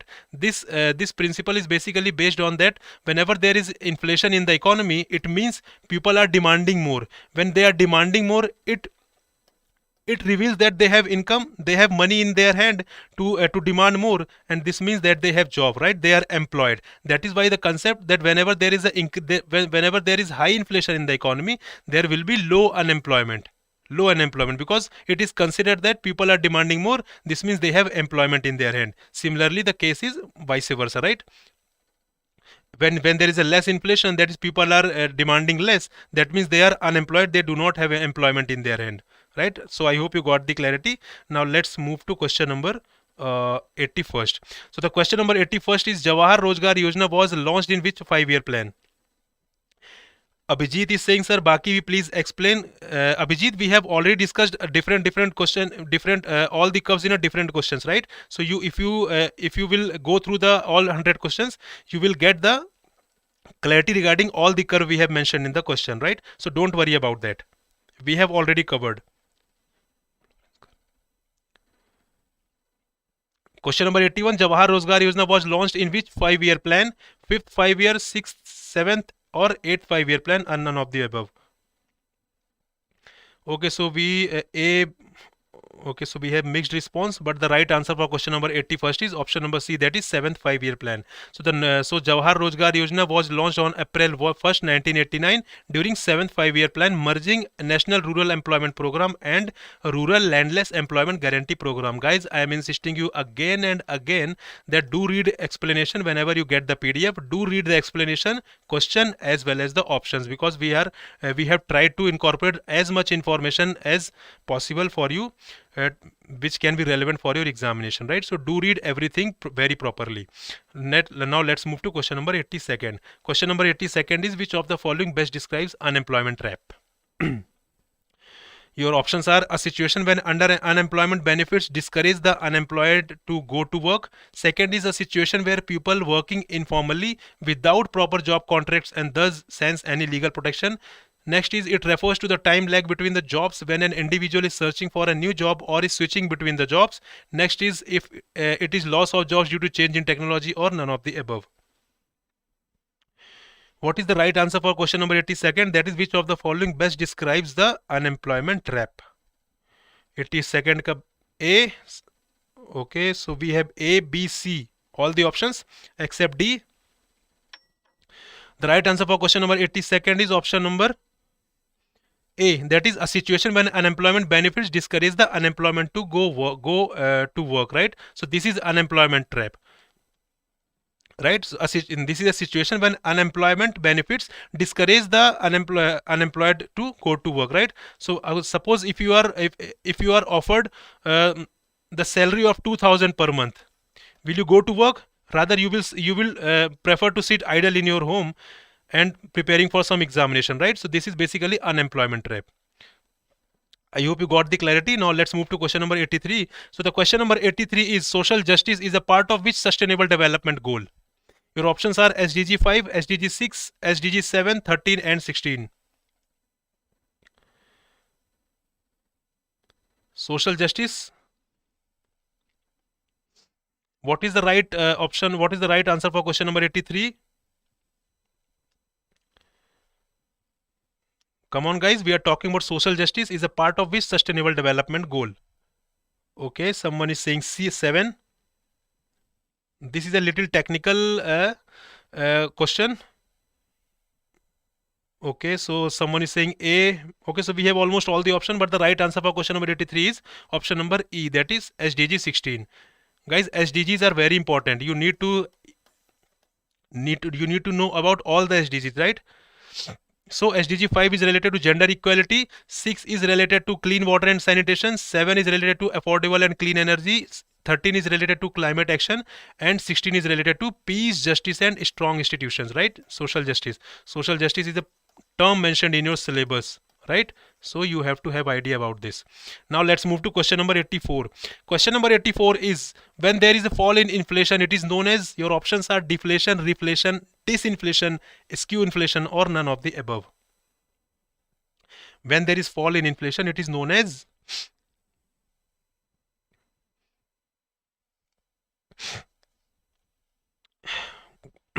what is the right answer for question number 84? When there is fall in inflation, it is known as disinflation. Okay, we have option number A, that is deflation. We have option number C, disinflation. Okay, so mostly we have A and C. But the right answer for question number 84 is option number C, that is disinflation. Guys, I have already told you, do read the question properly again and again. We are talking about there is a fall in inflation. We are not talking about fall in prices, right? Fall in prices is known as deflation, but fall in inflation is there in the economy. If suppose earlier 12% inflation was in the economy, but now it reduced to 8%, this is fall in inflation, right? This is fall in inflation. But inflation is there in the economy, right? Inflation is there in the economy in the form of 8%. So this is disinflation. Those who are quoting deflation, I know you got confused. You are thinking about that there is a decrease in price level, but there is not a decrease in price level. There is a fall in inflation level, right? Now I hope you got the clarity. Now let's move to question number 85. So here you can read whatever I have explained here. This is written over here, right? So let's move to question number 85. So question number 85 is, which agency commenced socio-economic caste census 2011? Your options are Ministry of Home Affairs, Ministry of Statistics and Program Implementation, that is MOSPI, Niti Aayog, Ministry of Rural Development, and none of the above.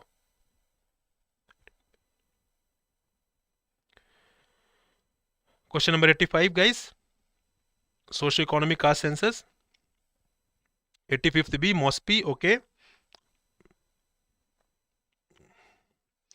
Okay, so most of you are saying option number B. But the right answer is option number D, that is Ministry of Rural Development. Guys, this is important. SECC data is used to identify beneficiary and expand the direct benefit transfer scheme as a part of its plans to build upon the JAM, right? Pradhan Mantri Jan Dhan Yojana Aadhaar Mobile Number Portability Trinity, right? So guys, you need to remember that SECC was Ministry of Rural Development commenced SECC in 2011. Right? So those who are saying option number B, that is MOSPI, their answer is wrong. Now let's move to question number 86. So question number 86 is, which of the following is the nodal ministry for the implementation of MNREGA? Nodal ministry for the implementation of MNREGA. Your options are Ministry of Labor and Employment, Ministry of Social Justice and Empowerment, Ministry of Panchayati Raj, Ministry of Rural Development, and none of the above.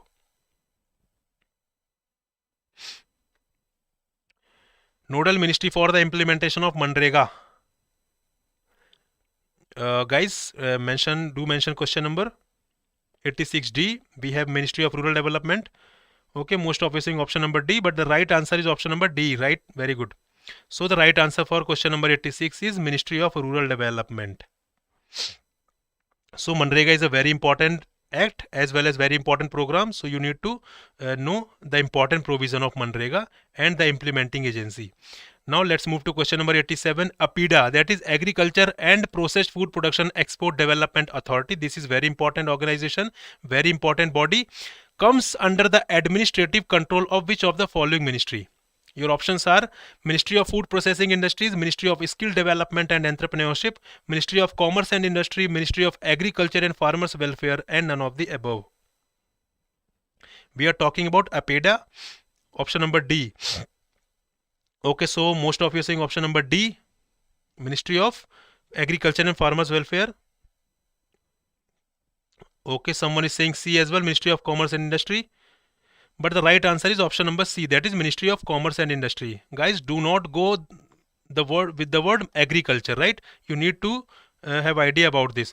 Agriculture, that is APIDA, is an apex body that promotes export trade of agriculture products in India, set up by the Ministry of Commerce and Industry, guys, because the main aim of this body was is export trade of agriculture products. That is why it falls under the Ministry of Commerce and Industry, right? So it was formed under the act passed by the parliament in 1985. All this important, you need to remember this. Now let's move to question number 88. So question number 88 is the households covered under the Antyodaya Anna Yojana, which we have discussed earlier as well, shall be entitled of how much of food grains per household per month? The households covered under Antyodaya Anna Yojana. Your options are 35 kg, 25 kg, 40 kg, 24 kg and 45 kg. Pranu, I can make fast, but I want everyone to understand, right? Our intention is not to just finish the whatever we have started, but the main intention is to make you guys understand whatever we are discussing here. So it will take hardly little more minutes, but do understand it properly. It will be beneficial for your examination. Okay, so 35 kg.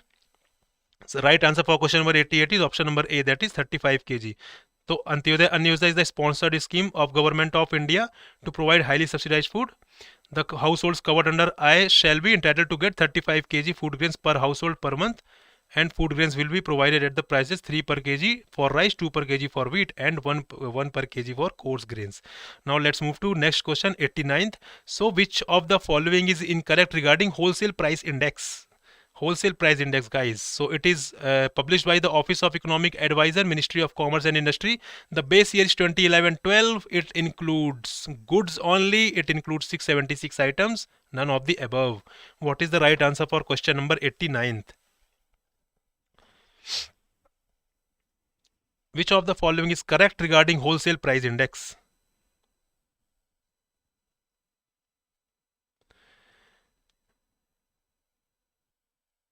Don't worry, Sanita, we are here for you. You just need to have faith in you. We are here to provide every kind of help we can do for you, right? We are here for you guys. So the right answer for question number 89th is option number D, that is it includes 676 items. Basically we are talking about incorrect option, right? So here you can read, wholesale price index measures the average change in the price of commodities for bulk sale at the level of early stage of transaction.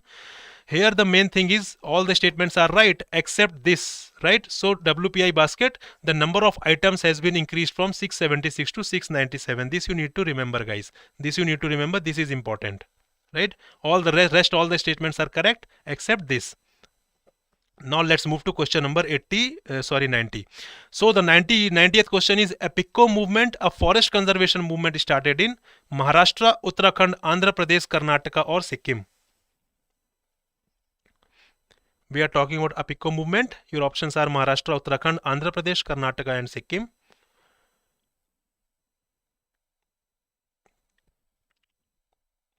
Guys, this question is from the topic environment mentioned in your syllabus. We have tried to cover the important questions from every topic mentioned in the syllabus, right? So that whenever question appears in your examination, actual examination, so it may help you. Okay, B. Okay, so we have option number B, D, E. Guys, this is important movement. APICO movement is related to forest conservation started in Karnataka. So it was launched in 1983 from Uttar Kannada and Shimoga district of Karnataka states. This is all about the protecting the forest. That is, this movement was started for forest conservation, right? Protecting the trees and our forest. It was inspired from the Chipko movement. Chipko movement, which was started from the state of Uttarakhand, right? Uttarakhand.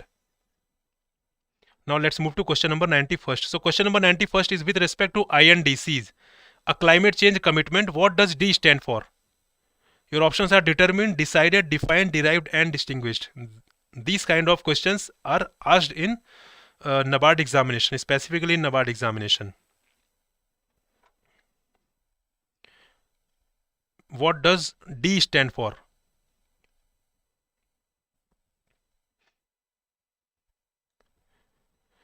Determined. Okay, so we have determined. We have option number D as well, that is derived. Okay, so the right answer for question number 91st is option number A, that is determined. Guys, you need to know. Intended nationally determined contributions are intended reductions in greenhouse gas emissions under the UNFCCC, right? So it is basically determined. You have to know the full form of the INDC. Now let's move to question number 92nd. So 92nd is second generation reforms. Second generation of reforms were implemented in which year in India? So your options are 1990 to 1995, 1991 to 96, 91 to 2000, 2000 to 2001, or 2014 to 2019. Second generation of reforms, guys. We are talking about second generation of reforms. Tell me the year in which these reforms were implemented. 92C. Okay, we have B options also. We have D also. 92nd. But the right answer for question number 92nd is option number D, guys. In 1991 to 2000, we had implemented first generation of reforms. First generation of reforms. And after that, in 2000 to 2001, we had implemented second generation of reforms. Here you can read, guys. First generation of reforms undertaken from 1991 to 2000. Like public sector reforms to make public sector undertakings profitable and efficient, like promotion to private sector, right? These were some areas where we had taken the first generation reforms. After that, reforms of the 1990s were not effective enough, so another set of reforms were required. So another set of reforms were implemented in the form of second generation reforms, and under this, public sector reforms like greater functional autonomy, freer leverage to the capital market, international tie-ups and greenfield ventures disinvestment, etc. were taken, and factor market reforms were also implemented under second generation reforms, right? So basically you can read all the information which is required for your examination, so that I have covered, that is why I have covered this in detail here. Now let's move to question number 93. So the question number 93 is, when was the last national population policy of India unveiled? Your options are 1976, 2000, 2005, 2012 and 2007. Tell me the right answer for question number 93. When was the last national population policy? This question is basically framed from the topic population trends, which is mentioned in your syllabus, population and demographic, right? Okay, guys. So tell me the right answer. 2000. Okay. Most of you saying option number B. Right, friends. Option number B is correct. 2000. So first was unveiled in 1976 and second was unveiled in 2000. Right, guys. Now let's move to question number 94 then. Question number 94 is CACP recommends minimum support prices for how many crops? Your options are 28, 26, 21, 22 and 23.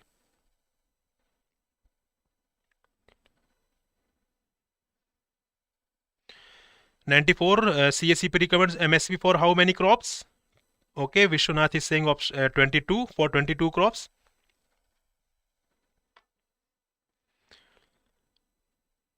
We have D option also. We have 23 also. Okay, so right answer for question number 94 is option number E. That is 23. None of you have said option number E, guys. 23. 23. No, not 22. It's 23. As of now, CACP recommends MSP of 23 commodities. Here it is mentioned also 7 cereals, 5 pulses, 7 oil seeds, and 4 commercial crops. Got it, guys? You have to have idea about all these crops for which MSP is recommended by the CACP. Okay, friends, you have to know this. You have to know this. This is mentioned in the official website of CACP. This figure is mentioned in the official website of CACP. So this will be this you need to consider. That is, it is MSP is declared for 23 commodities by the CACP. Now next move to question number 95th. So the question number 95th is, in which 5-year plan Regional Rural Banks Act was passed? In which 5-year plan RRB Act was passed? Your options are 4th 5-year plan, 5th 5-year plan, 6th 5-year plan, 7th 5-year plan, or during plan holiday. Guys, you remember we have discussed plan holiday in previous questions. So tell me the option number 95th. Question number 95th, the right answer for question number 95th. 95th B after in the fifth 5-year plan. Okay, someone is saying 7th. The right answer for question number 95th is option number B, that is 5th 5-year plan. So RRBs was set up on the basis of the recommendation of Narsimhan Working Group 1975, and after the legislation of RRB Act was passed in 1976, 5th 5-year plan was between 1974 to 1979. The right answer is 5th 5-year plan. Guys, do read this explanation very well. Here we have covered RRB Act, Narsimhan Working Group, right? 5th 5-year plan. So all the important data I have tried to cover here. Now let's move to question number 96. So the question number 96 is, a value of 1 in Gini index represents low inequality, maximum inequality, moderate inequality, 1% inequality, none of the above. Tell me the right answer for question number 96. We are talking about Gini coefficient. I hope you guys have heard about the Gini coefficient. 96, value of 1 in Gini index. What does it represent? 96D, 1% inequality. Okay, maximum inequality. The right answer for question number 96 is option number B, that is maximum inequality. So the Gini index is a measure of the distribution of income across population. A higher Gini index indicates greater inequality, with high income individuals receiving much larger percentage of total income of the population. The coefficient ranges from 0% to 1%, with 0 representing perfect equality and 1 representing perfect inequality. Here is the question regarding 1, right? So this is maximum inequality. Values over 1 are theoretically possible due to negative income or wealth. Got it, friends? So let's move to question number 97th. So the 97th is, which of the following is the ratio of the non-working population under 15 years old and over 64 years old to the working age population? Your options are labor force participation rate, per capita population ratio, population transition, dependency ratio, or none of the above.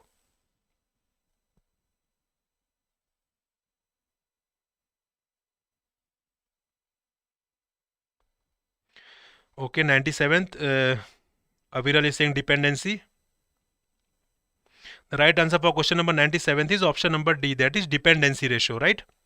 So the dependency ratio is a measure comparing the portion of a population which is composed of dependents, that is elderly people who are too old to work and children who are too young to work, with the portion that is in the working age group, generally defined as of 15 to 64 years. Right, friends, let's move to question number 98. So the question number 98 is, the total fertility rate is, your options are total number of children born in a country in a given year divided by labor force, the number of children born to the average woman during her reproductive years, the number of births in a country divided by total population in a given year, the number of women aged 15 to 45 in a country divided by total population, or none of the above. So what is the right explanation of total fertility rate? 98th B.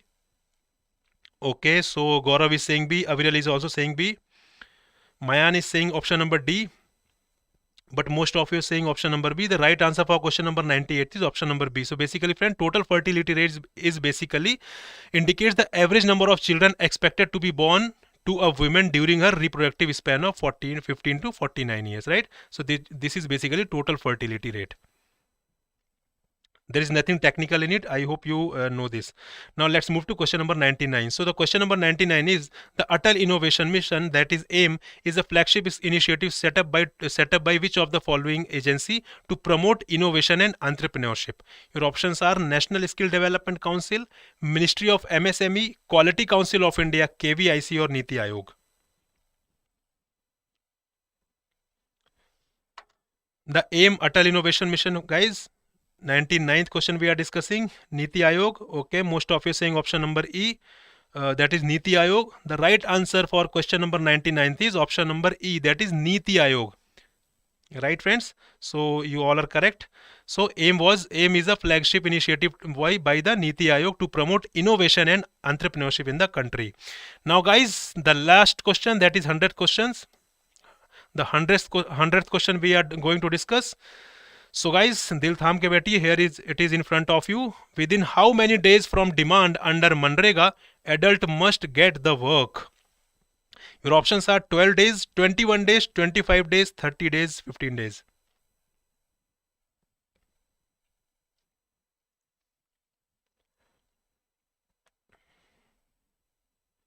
Option number E, okay. Almost all of you saying option number E. Right, so the right answer for question number 100 is 15 days, right, friends? So the most important part of Manrega's design is its legally backed guarantee for any rural adult to get work within 15 days of demanding it, failing which an unemployment allowance must be given, right, friends? So guys, we have finished 100 question today, which are the most important one. So guys, this is all for the ESI static portion, but guys, we have already covered a lot of sessions. We have already conducted a lot of sessions. Earlier we started with the important MCQs sessions, in which we have discussed important MCQs topic wise. There I had discussed around 60 questions. After that we had started mega revision series, in which I have discussed 100 questions, right? And today we have discussed 100 questions. So basically, friends, if I talk about, so basically we have discussed around 26 questions, around 260 questions, right? Guys, these 260 questions are very important for your examination. So you need to revise these questions, PDF of which you can get from our Telegram channel, right, friends? These 260 questions, if you have attended the sessions, if you have attended the session very well, all the session, guys, these 260 questions you can revise in just 2 hours. Just 2 hours. Hardly it will take your 2 hours, but if you revise it before the examination, believe me, you will be able to solve more than 90% of questions appear in your examination from ESI static portion, right, friends? So I wish you all the very best for your upcoming examination. We are here for you. We are here with you in every stage of your preparation. So guys, prepare very well and all the very best. Let's meet very soon, right? Goodbye, friends. Very good night.